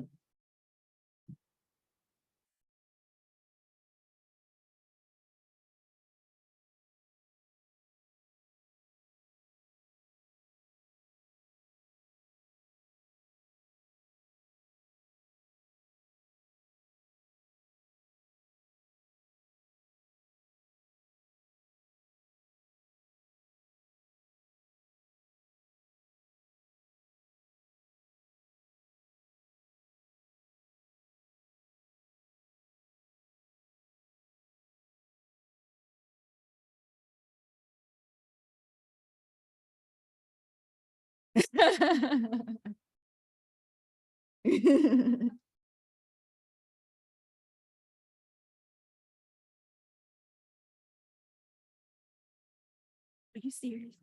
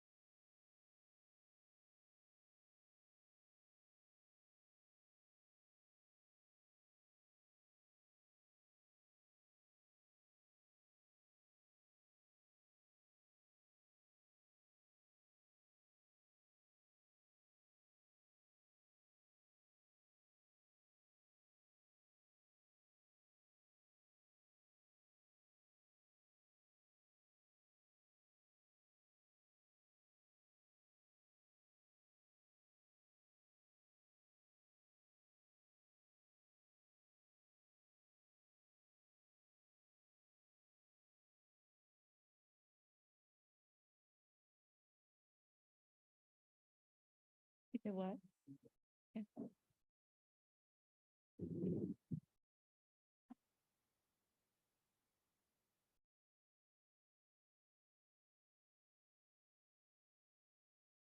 Good afternoon, everybody. We are going to continue along with our afternoon session of our event. I'm really excited about this next presentation. It's a very cool topic. In fact, we talked about it a lot actually in our last panel discussion. So we have Marcus Wright coming to the stage next, who's going to talk about emotional intelligence, also known as EQ. He's also going to touch on DISC, which is an acronym, and I'll let him go over that and what that means and what that's about. But I think the really cool part is he's also going to discuss superpowers. And I think all of us, you know, we had our favorite superheroes, pretended that we had superpowers. I know for me, I used to pretend I was Wonder Woman. I used to run around with my red boots and my underoos. And I think I got my father's rope out of his toolbox one day. So I was definitely a Wonder Woman fan. So I'm really excited about this presentation. I want to introduce Marcus properly, especially because he also gave me a couple of dollars to make sure I make sure he sounds good coming to the stage. So Marcus A. Wright is the CEO of Right Mentality, LLC. He is recognized as one of the most prominent voices for emotional intelligence. He's an award-winning international keynoter, communications expert, personality coach, and professional leadership strategist.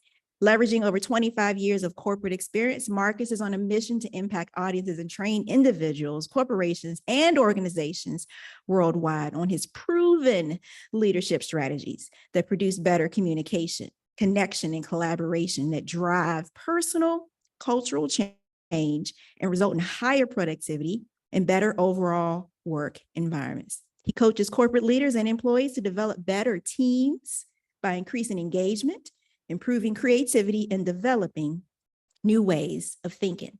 Marcus is a compelling thought leader, motivational speaker, dedicated to supporting people's personal and professional empowerment. He has become a leading authority on igniting innovation, cultivating environments that foster success. In line with his unyielding passion for supporting the success of corporate leaders, he established the Right Mentality, a growth mindset strategy that focuses on helping leaders, innovators, and business owners get unstuck so that they are empowered to reach their highest potential personally and professionally. As an influential figure, he's the author of his #1 best-selling book, Understanding Your Personality Style, which guides leaders in identifying their personal traits and patterns of behavior and how they communicate and interact with one another. Marcus is a visionary who's been nationally accredited in emotional intelligence and a DISC certified behavioral consultant. He's been recognized for his leadership, commitment, and contributions to his community and the next generation. His work has been featured on prominent media platforms such as ABC, NBC, Fox, CBS, and all those other alphabets, and in leading newspapers, magazines, the Los Angeles Times, Chicago Journal, Portland News, just to name a few. Without further ado, please join me in giving a warm welcome to Marcus A. Wright.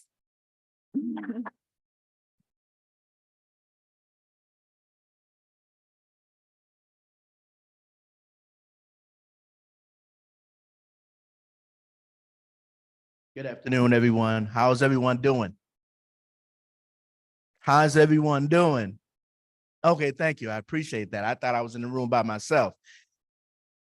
A lot was just said. I know it was very lengthy, but I'm going to have fun with you today. I'm an emotional intelligence, adaptability, and DISC certified coach. I have a lot of fun with it because I believe in the whole concept that it takes all three to be the person that you want to be. So what I would like for you to do is I want you to think of a literal adjective. You probably are saying, what in the world are you talking about? Well, it's very simple. My name is Marcus, and my literal adjective will start with my first letter, the letter of my first name, right? Marcus. So I'm going to say I'm magnificent Marcus. So I'm going to give you guys a couple seconds to come up with your literal adjective. So talk amongst yourself and let's see what we come up with. Oh, Lord. I know. Well, phenomenal starts with a P. This has to start with the first letter of your first name, sir.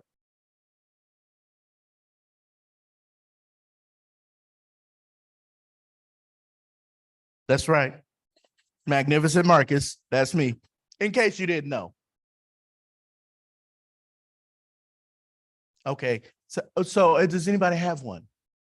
Just shout it out. What do you have? Oh, I like that. Anyone else? Creative Claudia. I like that. Young lady in the red, you were going to say? Radical Rhonda. Phil. Oh, amazing, Alex. I like that. So as you were thinking of that, those words, those adjectives that would describe you, talking about who you are as an individual, as a person, I have to ask, did it take you a little time to come up with a word? I know a phenomenal, Sean, it took a second, but did it take a moment or two to come up with that? You want to know why it takes that much time? Why you have to think about it? The reason that you have to think about it is because we look at ourselves and we tend to not know exactly who we are because, as I stated when I was on the panel, one of the things that we tend to do as people is we think negatively for just a second. So as we started to think about those words, you couldn't think of the best positive word for yourself. And the reason that you probably had that delay was because you were trying to find the best word and remove yourself from the negative to the positive. So when people start to think about different things from an emotional intelligence perspective, what happens to us is we wonder who we really are because we want to identify as people that are positive, as people that are trying to give to other people. But when you think of diversity, equity, and inclusion, and you look at the new people that you may have met in your life, the first thing you tend to do is wonder what they're like. Unfortunately, it may not be the most positive thing. So when I met my friend Sean Fair over 20 years ago, I know exactly what he thought of me. He thought I was a very short and bald individual. Now, the truth is I am very short. I'm only 5'6", and he tends to be, I think he's 6'1" or 6'2". But his first thought, oh, it's 6'2"? I apologize. It's 6'2 1/4". So the reason that I say that is because the first initial thought was not a really bad thought, but from me, from the way that I think, because I'm a short gentleman, it could have been a negative connotation for me, for him to look at me, and he did tell me that I was short, and he did tell me that I was bald. But the thing is, he is too. He's bald. He might be tall, but he's still bald. I may have been bald longer, but he's still bald. What happens to us is we become judgmental. And unfortunately, that's how we negatively impact and affect people. Diversity, equity, inclusion is so important because we're all very different. Some of us are short, some of us are tall, some of us are bald, some of us have long hair. Some of us have long nails. I don't, but some of the women have long nails. Some of the men have long nails. But it's okay because it just tells us that we're all different. So when I look at things in the world of imagination. For me, it's about looking at people and making everyone a comic book character. That's right, I said it. I'm not even ashamed of it. The reason I say that is if you've ever watched any movie, any superhero in the world, Batman, Superman, Wonder Woman, Black Widow, when you look at those individuals, you wonder how the Justice League was formed from a DC perspective and how the Avengers were formed from a Marvel comic book perspective. Now, those are two different worlds. But when Nick Fury, from a Marvel perspective, if you don't know who he is, he's just the gentleman that actually started the Avengers.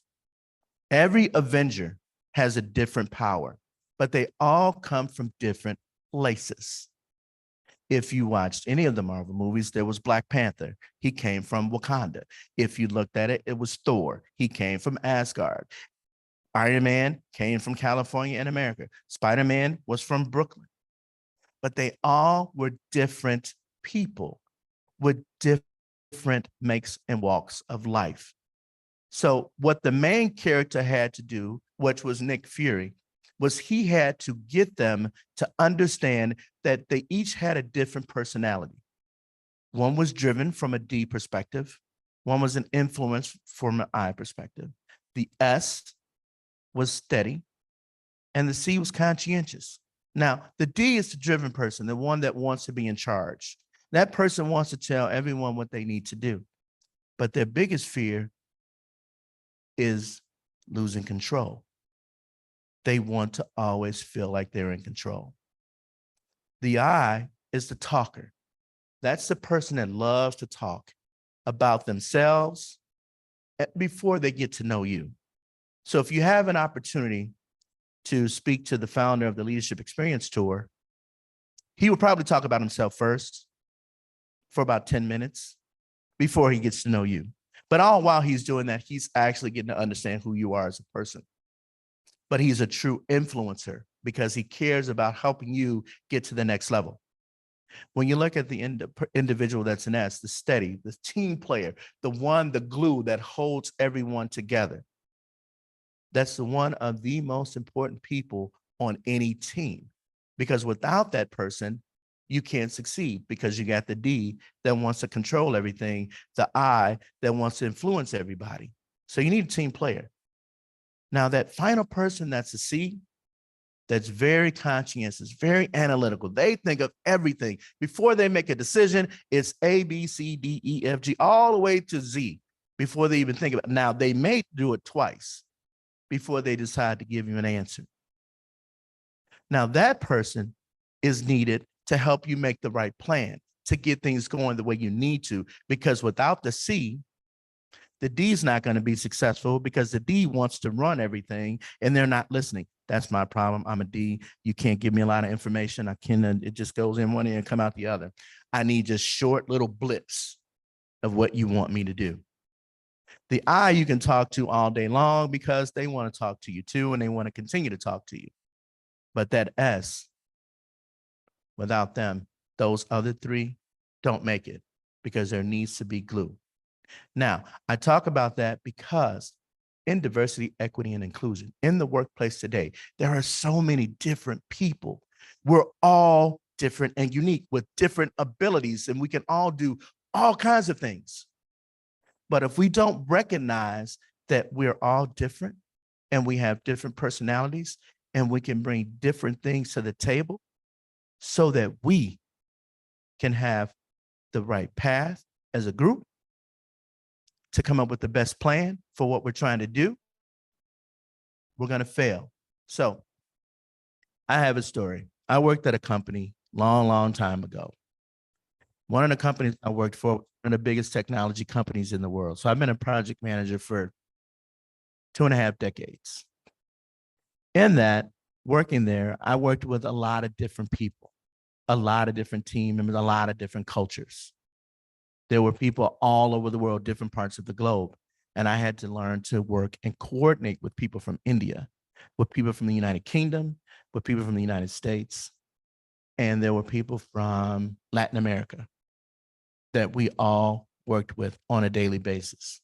So to coordinate with those teams, I had to be respectful to my team members and understand that each person on the team brought some special skill, some special gift. Without that, none of my projects would have been successful. So working on a project with AT&T, trying to get a data center built out, different time zones. I have my Indian team and they have some responsibility. I have the Latin America team and they have responsibility. And I have my United States team that's actually going there physically to build everything out. Well, we had to have lots and lots of conference calls so that we can make sure that we can coordinate together. Now, I told you before that I have a very short attention span because I'm a D and things have to be said to me in little breadcrumbs and you need to get right to the point. But at the same time, I'm a person that only speaks English. So I'm dealing with different languages and different situations where people are speaking and they're not as clear as me to me because I speak regular English from America. What I learned was patience. And then I learned that we can all get this done if we just listen, take our time, talk to each other, and plan things out properly. So that moment, I realized that I was a superhero. I realized that I had a superpower. I realized that I was Thor. And Thor is actually my favorite comic book hero because I love, one, how strong he is. Two, he has Mjolnir, the hammer, and he gets things done. So I started to understand that being Thor was great. I was getting people to get things done. I was kind of barking out commands and everything was going the right way and I was feeling fantastic. And then I started to realize that I needed to plan better because my team started telling me, you're forgetting so many different things, Marcus. You forgot that you needed to call the electrical union so they could go in and lay all the cable down for the power to be brought to the racks.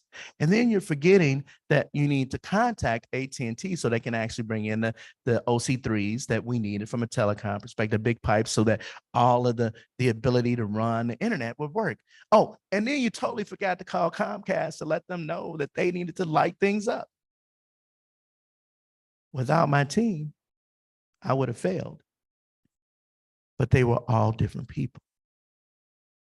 So I had one of the team members who I would say was Spider-Man. He spent his web and pulled everything together and sent me an email that had everything listed out. Now, for me, I was a little insulted, for me, not that he did that, but because I forgot all of these things. But I appreciated what he did for me. And I started to look at everything that I missed. I said, boy, you are a really bad planner. You're supposed to be the person in charge. You're supposed to be the project manager. You don't forget this, and this. Luckily, the guy from the Latin America sent me the information.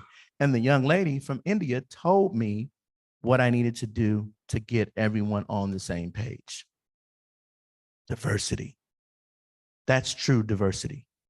That's true superpowers from different places of the world.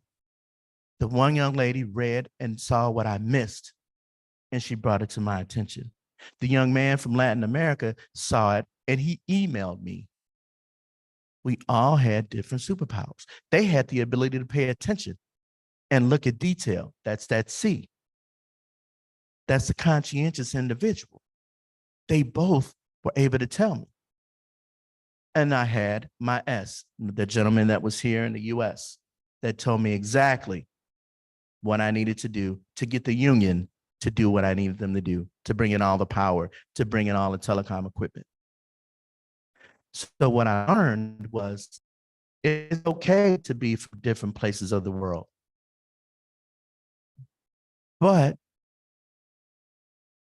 it's okay to not have people be able to speak as clear as you, as long as you can communicate with each other. And they sent an email to me, and we talked about it, and it got done. So here's what I'll leave you with. The most important thing in diversity, equity, and inclusion is teamwork, to recognize your superpowers, to be more self-aware, because those three things make the workplace a lot better. So from a self-awareness perspective, I'm being mocked right now, everybody. From a self-awareness situation, gotcha. From a self-awareness situation, we must understand ourselves. If we understand ourselves, we're able to communicate with each other a lot better. We're able to say, here is how I feel today. Here's what I need today. Here's how I'm going to work with my team today. The other thing I want you to know is if you look at all those letters, D, I, S, C. D, driven people make up 3% of the world population. Just imagine if we flip that and we ended up with 10% of the people in the world that were Ds. I don't think we would get anything done. We were too busy arguing with each other. I individuals, influencers, they are exactly 11% of the population. If you added 10% to that, nothing would get done. Everybody would be talking to each other so much that we wouldn't be able to work, because everybody be talking. We'd be talking about the movie we saw last night. I'd be telling you about how I feel about everything. I'd be telling you I'm so excited to see The Witcher because it just came out on Netflix, so I can't wait to see the second episodes. The second part of the season. I'm super excited about it. Now I'm going to keep talking about it, but we'll never get anything done. So those S people, those individuals, the team players that will say, you know what, Marcus, you've been talking too much. We're going to sit down and get this work done. And those analytical Cs, those are the people that give us the right plan so we can move forward. So the S team members make up 69% of the population. If we lower that number, there's a lot of work that won't get completed. And the analytical people, they're 17% of the population. If you increase that, Lord have mercy, nothing's ever going to get done because they need a plan for everything. So they're going to talk and plan it out and sit there and write everything down and review it. And they'll review it with someone again and over again until they feel good enough that they can actually move forward with the plan. So diversity, equity, and inclusion is so important because those 4 personality styles make up the world today. And those styles, without diversity, equity, and inclusion, we would never succeed. We would never make it to the next level because the world is changing. The world is not staying the same. It's changed. It's totally changed. Now that we have being able to work from home And now that the world is completely opened up to a point where everyone in the world is working with everyone. So if we don't start to accept the person for who they are, we'll never, ever be successful. So we have to look at an emotional intelligence perspective and be able to recognize ourselves and be able to understand and work with people. We need to learn to adapt because change is going to happen. It is happening rapidly right now. So if you look at the world in 1903 to 2003, there was 100 years of change. It went pretty quick. Let's move it up a little bit. Let's say 1923 to 2023, 100 years of change, everything's moving. Seems like a long time. It is. But if you go from 2023 to 2033, that's 10 years. There's going to be 10 years of change. I mean, there's going to be 100 years of change. 100 years of change in 10 years. That's what's going to happen. So without diversity, equity, and inclusion, we can't have the right people in the right places in order for us to be successful if the world is going to change that much. So you need diversity and equity and inclusion, using your DISC superpowers, being exactly like Wonder Woman, Batman, Superman, Thor, which is probably the best superhero out there, Thor or Black Panther. We need those superpowers in order to get things done. We need to recognize what our superpower is. So with emotional intelligence, adaptability, and DISC, this is how we keep the world and the workplace moving forward with diversity, equity, and inclusion. You take those three concepts and you mesh it with diversity, equity, and inclusion, your company will be extremely successful. But if you tend to leave out emotional intelligence, adaptability, personality being DISC, and you continue to be judgmental, your company is not going to be as successful as it can be because you're leaving out diversity, equity, and inclusion. Because again, just because you're one person in one race doesn't mean that other ethnic backgrounds can't do what you've done. So we need to recognize that. Diversity, equity, and inclusion is so needed in the world today. So I thank Jermaine Stanley for putting this conference together so we can talk about diversity, equity, and inclusion and bring it to the forefront. Thank you for your time.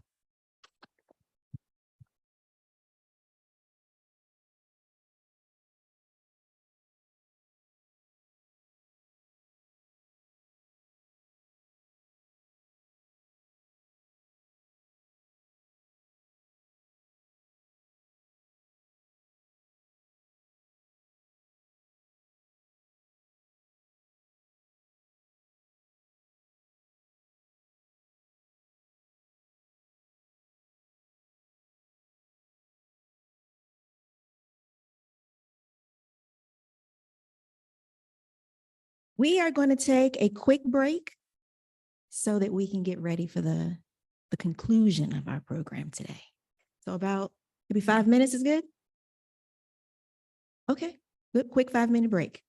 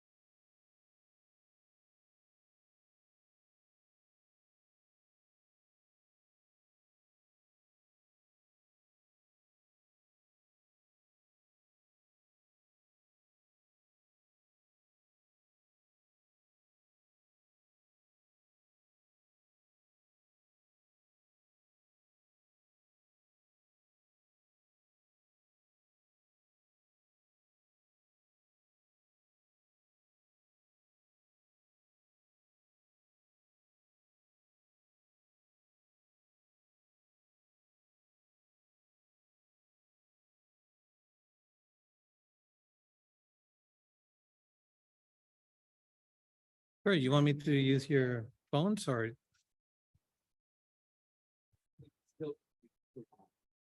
All right.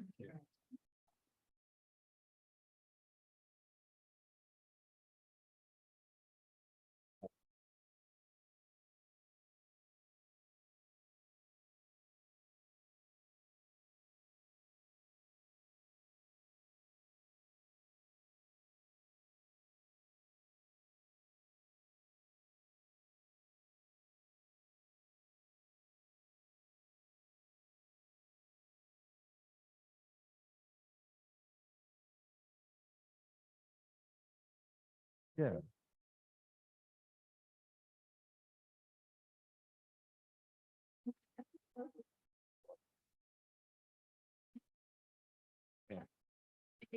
What is that?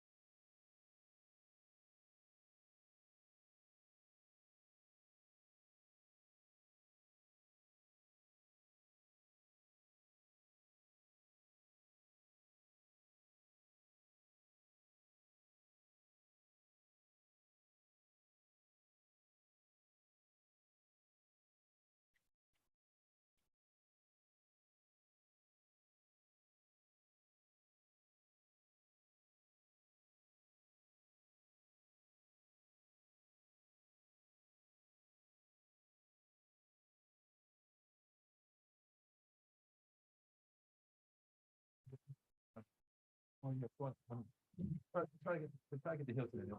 No, it's all good. It's fine. Make sure you get there.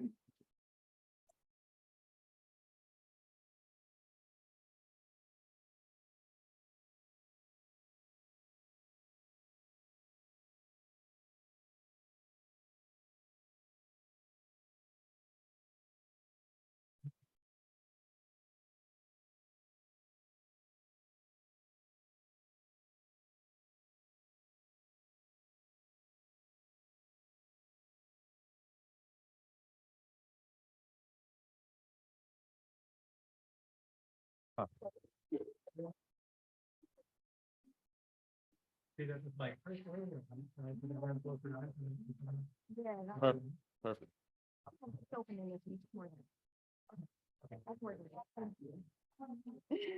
Yeah. Mark.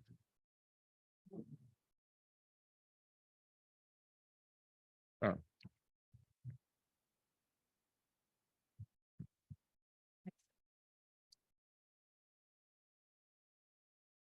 It's not networking either.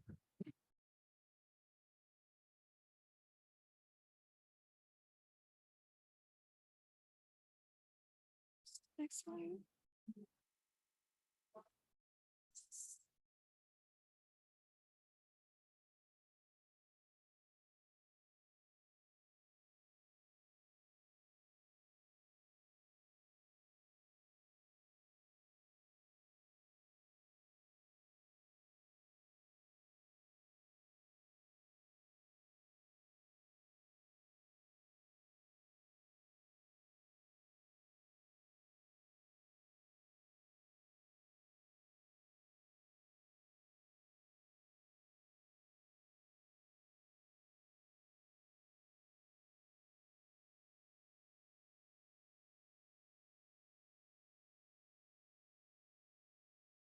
Yeah. Yeah. Yeah, that's good. Yeah. That's what I'm saying. If they just capture, if they just capture all the panels and speakers. Yeah. It's fine.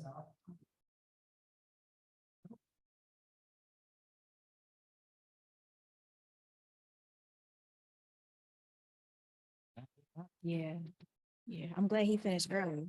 We can go ahead and knock this in part out.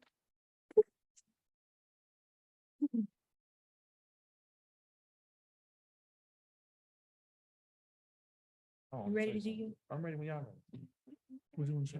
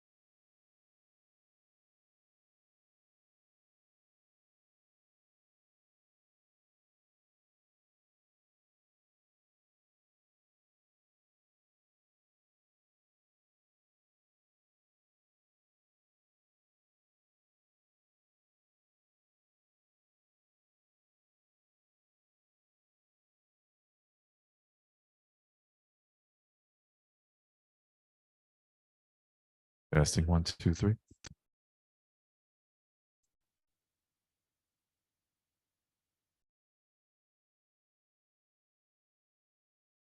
Everybody all right? Okay. Go ahead and get started. You know, this is Stanley, they call this the home stretch. Fourth quarter, ninth inning. Almost time to go home. Yeah, I know, and I go to therapy, everything. Seriously. But so I'm just gonna end with a story. This is actually a true story. For me,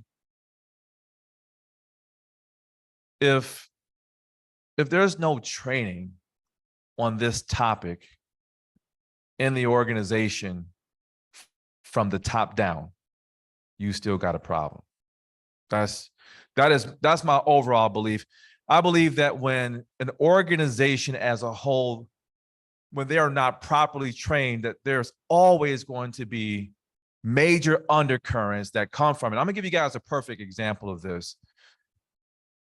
Back in 2001 and 2006, I was hired into a company as the vice president of training for the largest T-Mobile dealer in the country at the time.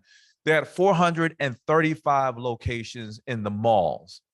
I don't know if you guys remember this. You guys remember going to the mall? You had those kiosks, those young kids that try to pull you over to sell a free phone. We dominated that space. A lot of folks didn't realize how much money was actually being made out of those stores. The guys that were selling those phones on average were about 18 years of age. They were making $60,000 a year commission only. The folks that were overseeing the store, the managers, on average, they were 19 years of age, and they were making $100,000 a year, a base of $23,000. The folks that were overseeing 3 of those locations within a state, they were called regional sales directors. On average, they were 20 years of age. They were making $250,000 a year. And the market directors who were overseeing 13 locations within a state, they were 21 to 22 years of age. They were making $300,000 a year. And all I'm trying to say is there was a bunch of young folks making a lot of money. And the reason they hired me was because they wanted me to develop a universal training program and to bring professionalism into the organization. And you're probably wondering, what do you mean by that? When I came on board, I asked if I can have a conference with the market directors, the regional sales directors, the 125 trainers across the country, so that I can share with them the ethics of leading people. And I'll never forget this. We were at the Hilton in Arizona, and in the first day, we got kicked out of it because these guys are in their rooms on the balcony dropping beer bottles, trying to hit folks as they passed by. It was a bunch of young people making a lot of money and didn't understand any rules. That's how that company was. When I joined the company, we were getting ready to go through a growth spurt. We already had 400 locations. They were going to add another 125 locations. Do you guys remember an organization or that kind of like grocery store called BJ's? It's like a Costco's. right? So they had kiosks too. So we were purchasing all the kiosks in those stores. And so I had at the time 125 trainers. I had 2 graphic designers. I had 2 training coordinators, and I had 4 national trainers. And I'll never forget it. I had to hire a 5th one. His name was Mr. Phil Black. And when I hired Phil Black, he was a young guy. He was 26 years of age, but he understood leadership. And I told him, I says, Phil, you're supposed to attend new hire training in your first week. But because of my travel schedule and all things that I have going on, I'm not going to be able to get to San Diego to do the training. So what I want you to do is to fly out to Seattle and work with the market director out there. His name is Rob Ford. He's going to help teach you the lingo. So that way, when you come to training, you'll understand the information. Phil wasn't from the industry. And then on your second week, I want you to go out to Chicago and work with Rich Swice. He's the market director out there. He will help give you the Midwest flavor. So that way, when you come to training, you'll understand the information better. Now, I want you guys to understand, I was lying to Phil. I just didn't feel like going out there to do the training. And so nonetheless, in week 2, I was on the phone with one of my other national trainers. Her name was Laura Malwitz. I'll never forget her. I used to enjoy having conversations with her. She was a seasoned national trainer, and I would demonstrate free reign leadership. I would give her the autonomy to do her job. And she would say, Sean, I'm going to this market and that market, and I'm going to be training on this and working with this person. I would enjoy the conversation. And in the midst of that conversation, I get a phone call from Mr. Phil Black, but I didn't answer the phone because the experts say that anytime you're having a one-on-one conversation with your employee, you're supposed to give them your undivided attention. That's what the experts say. So I'm back talking to Lauren, and she's giving me some more valuable information. We're having a good time. And about 10 seconds later, guess who's calling me? It's Mr. Phil Black. But I didn't answer the phone because the experts say that every time that you're having a one-on-one conversation with your employees, you're supposed to give them your undivided attention. So I'm back talking to Lauren. She's giving me some more valuable information. And about 8 seconds later, guess who's calling me? It's Mr. Phil Black. That's what I call unusual behavior. Something's wrong. But I didn't answer the phone because the experts say you're supposed to give your employee your undivided attention. But I did stop the conversation for a moment. And this was just a hunch. I said, Laura, can you do me a favor? Do you mind going to your computer and see if corporate has sent something out that may confuse someone new in the organization? It was just a hunch. And she said, Sean, that's not a problem. So she goes to her computer. She's there for about 2 minutes. And when she comes back to the phone, guess what she's doing? She's cracking up. She's laughing hysterically. And I said, Laura, what's so funny? I would like to laugh. And this is what she said to me. I'll never forget it. She said, Sean, there's a picture of Phil Black in my email. No, she said there's a picture of Phil Black in everybody's email. I said, well, Laura, there's nothing wrong with the picture. What kind of picture is it? Well, Sean, he don't have a lot of clothes on in this picture. Now, Laura, when you say that he don't have a lot of clothes on, you mean like he's got on some basketball shorts, a tank top, or something on them lines? She says, no, he's about naked in this picture. Now I know why Phil Black has been calling me. I said, Laura, can I call you back? And she said, Sean, go take care of your business. Now, I want you to understand that anytime that you're getting ready to have an emotionally charged conversation with your employee, that the experts say you have to go into that conversation with the right mentality.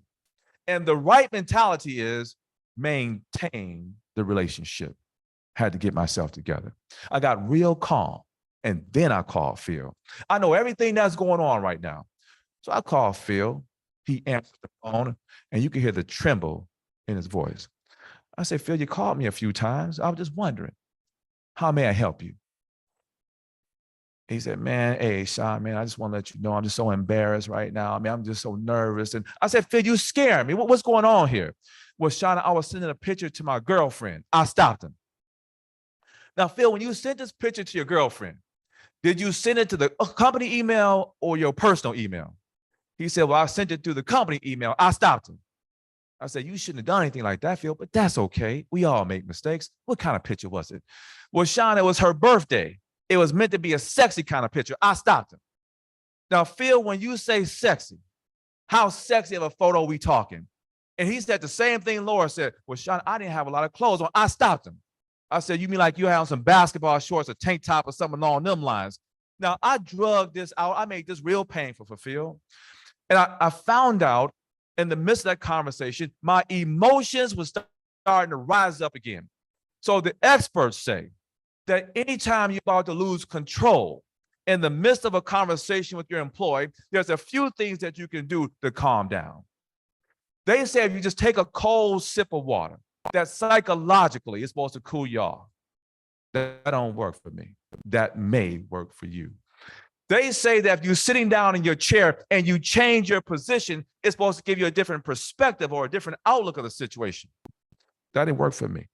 That may work for you. They say that if you just take a couple deep breaths, that are supposed to calm you down and relax you. That didn't work for me either. The only thing that the experts say that I should do in that situation that actually worked was to take a break. I said, Phil, can I call you back? He said, Shana, that's not a problem. So I got two things to do here, or one or two things to do. Either call the HR department, who's already working on this, or call my executive VP. His name was Mike Gormley, 25 years of age. Now, I want you to understand that if this was T-Mobile corporate, Phil would have got fired instantly. I would have lost my job. Mike might have lost his job. This would have been a major liability issue, but this was their company. The owner of the company was 29 years of age. His name was John McAvoy, and we were netting $90 million a year at that time. So I decided to call the person who I knew was going to call the shots, Mike Gormley. And so when I called Mike, when he answered the phone, guess what he was doing? He was cracking up. And I said, Mike, I don't have time for your jokes. How do you want to handle this situation? And he says, Sean, well, what happened? I says, I don't know. I got so upset with Phil, I had to get off the phone with him before finding out. And this is what Mike said to me. And he was real calm about it. He said, Sean, whatever Phil did, just tell him, don't do it again.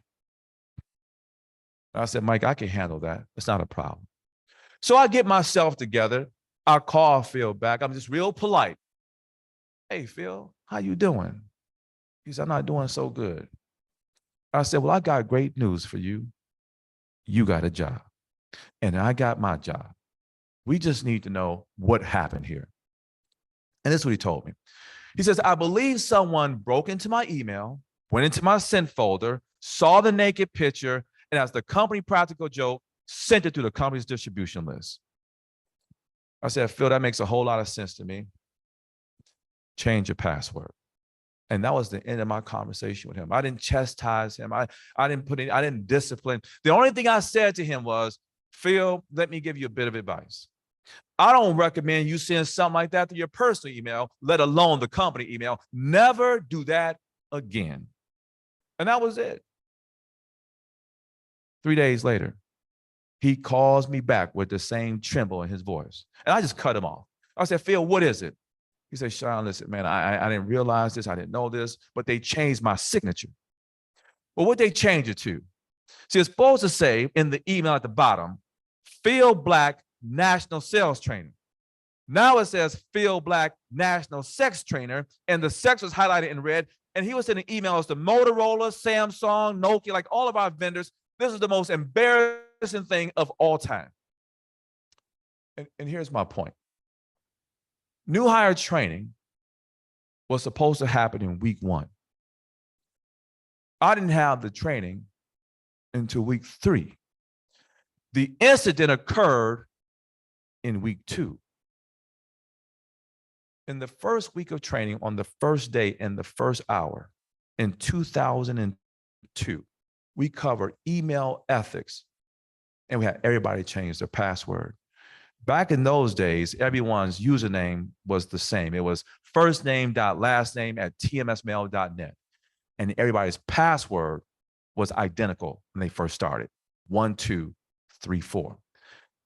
In that training class, we have everyone change that password. And my point is this, is that when an organization or even an individual is not trained, there's an undercurrent that arises from that.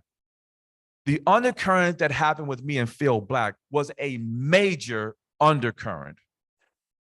When companies are not trained on diversity, equity, and inclusion, there's major undercurrents that come from that. It's not enough to address the issue. It's not even enough to address the causes of the issue. But if the training is not available, if the training doesn't happen, and not one time, not two times, not three times, it has to be an ongoing situation, because my bias didn't happen overnight. And the one thing I can tell you for sure, it's not going to what?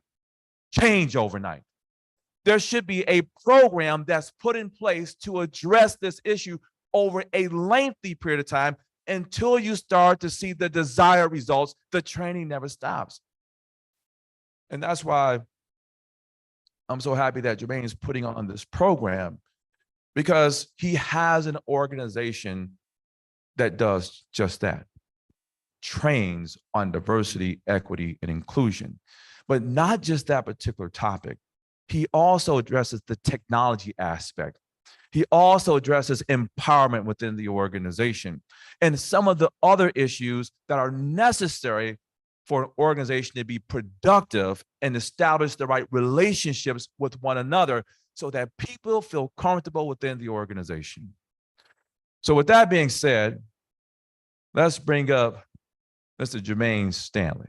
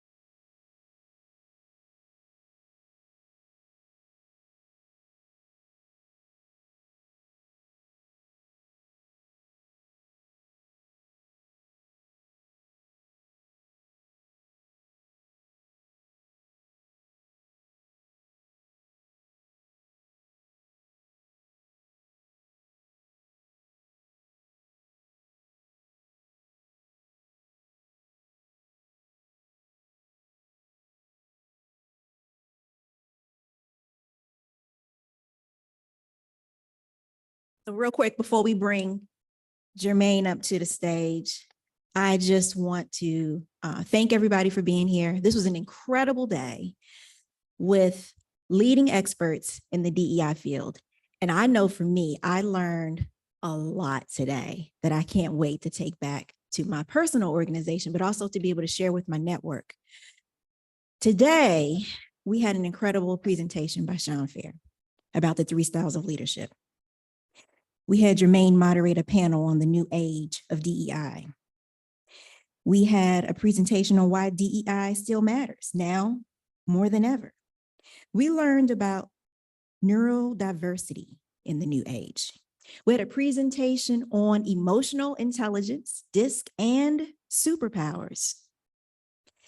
And all of that happened in a one-day event.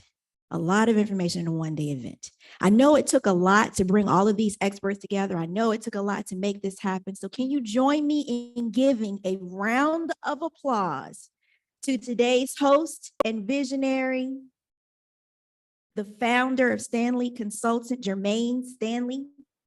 Thank you.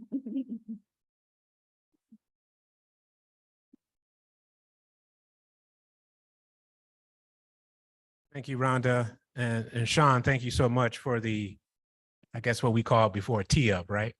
So one of the things that I talk about in my talks, right, when I have conversations with others, is about how organizations can tune the dial. So we heard about a lot of things that companies have or have access to, that can help their cultures, can help how they manage DEI in their company. So at Stanley Consulting Group, I wanted to take that to another level. So Sean mentioned something about empowering, about visionary leadership, about collaboration, about the tools and technologies. And with Stanley Consulting Group, we are in a position to help organizations adjust the dial, so to speak. So think of it, I'm going to show you something here. I'm going to unveil something here for you. Think about it as a recipe. If it's too much of this, too little of that, it's either too salty, too bland, too spicy. You want to get that right mix. Some call it the secret sauce. Some call it the perfect recipe, things of that nature. We still haven't figured out what KFC's recipe is, have we? That's a Garda secret, as well as Coca-Cola, right? So think about it in those terms as well, if you need an analogy. So what I like to do is, as I went back, talked with the team, did some investigating on my own, some research, also talked to several learning and development leaders and experts before coming up with this. I'll let that play for a quick second. So what you see here is what we call tuning the dial. So think of it as a framework. If you're a leader of an organization, I'm sure, and there's several leaders here, we have all these tools, right? You can empower people. You leverage your tech and tools. You want collaboration, you want communication, let's do those things. Visionary leadership, all these things, these processes, these focus areas mean something to an organization. Some do it better than others as far as how they mix those ingredients, but there's still companies out there, and this is why still matters comes into play, that are still trying to figure out how to get the right balance. What do I mean? You see gauges at the bottom of the slide here. Those gauges represent those different bits of the recipe, which are those 4 quadrants that you see. There are 4 areas. So prior to 2020, companies talked a little bit about empowerment, empowering people, their people. Once 2020 hit, COVID hit, pandemic hit, what did companies start doing? Throwing billions of dollars, and we talked about it earlier today, throwing billions of dollars into their different programs to try to uplift their workforces. Well, prior to 2020, that gauge was probably really low, but in theory, they've put the resources in place, the money behind it, the time behind it. That gauge is probably way to the right now. But what's happening with the other areas? Are you losing, right? Everything doesn't have to be 100%, but you have to figure out the balance. So what this is doing is allowing, again, the leaders to see it in a way that makes sense to them. How can we frame this so that if we're going to empower people, if we're going to do more in the tech and tool space, we talked a little bit about how technology can help in this conversation. This vision here allows companies to frame that. So I'm sharing this, I'm unveiling this, Stanley Consulting Group's own framework around tuning the dial on DEI. And for those who are in the room and out in what we used to call cyberspace, I'm dating myself. I know what a dot matrix printer is. Go to our website, stanleyconsults.com, look for the little red icon that looks like a calendar and book some time with us. And what will happen is we'll give you 50% off our hourly rate if you contact us today. So that's what I had for you. Thank you so much for allowing me to share this vision with you. And what I'm going to do is bring Rhonda back up so that she can say a few parting words. I will come back and close out. So thank you so much.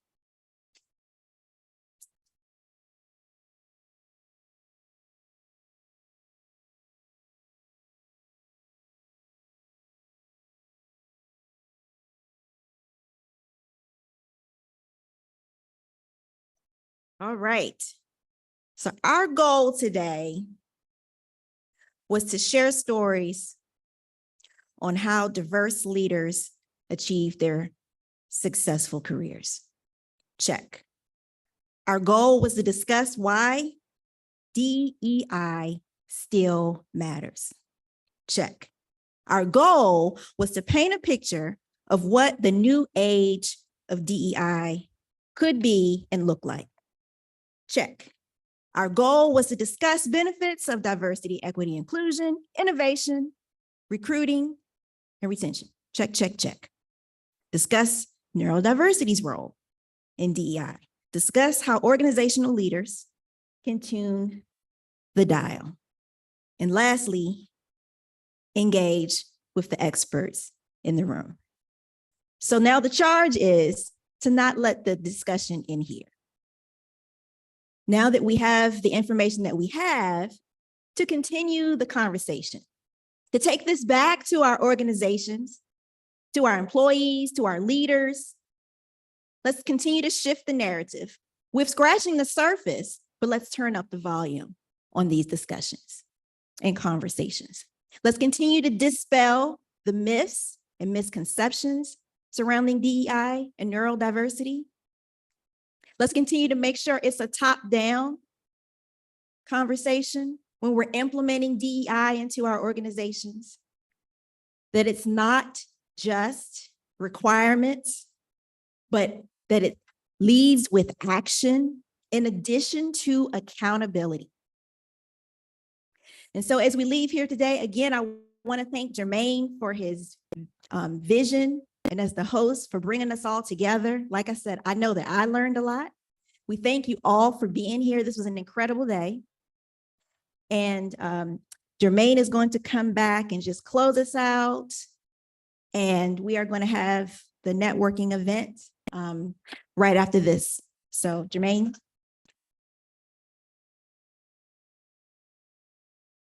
Thanks, Rhonda. Thanks again, everyone. Thank you again for coming out. From the bottom of my heart, I really appreciate the support. I really do. And this is real. This means a lot to me. I don't want to rehash much of what Rhonda just said. All those things, as we say, in a bag of chips, right? So it is important that we stay ahead of the game. And the New Age of DEI conference is poised to be the leader in this conversation in regards to how do we rethink diversity, equity, and inclusion, not only in our organizations, but in the world, because this is a society kind of thing, if you think about it. This is not just a US thing, this is a global situation. So as you walk away today and you head back to your various parts of the world, parts of the country, where you are in cyberspace, we hope that the information that was shared today with our great panelists and expert speakers resonates with you and you can benefit from the knowledge that was shared today. This is very powerful information. As Linda mentioned earlier, we should have more CEOs, COOs, CTOs, CIOs, CISOs in this room having these types of conversations. These are very important conversations that need to be had. So all those out there thinking about shuttering your programs and downsizing, rethink that. And we hope that the New Age of DEI conference helped you do those things. Thank you.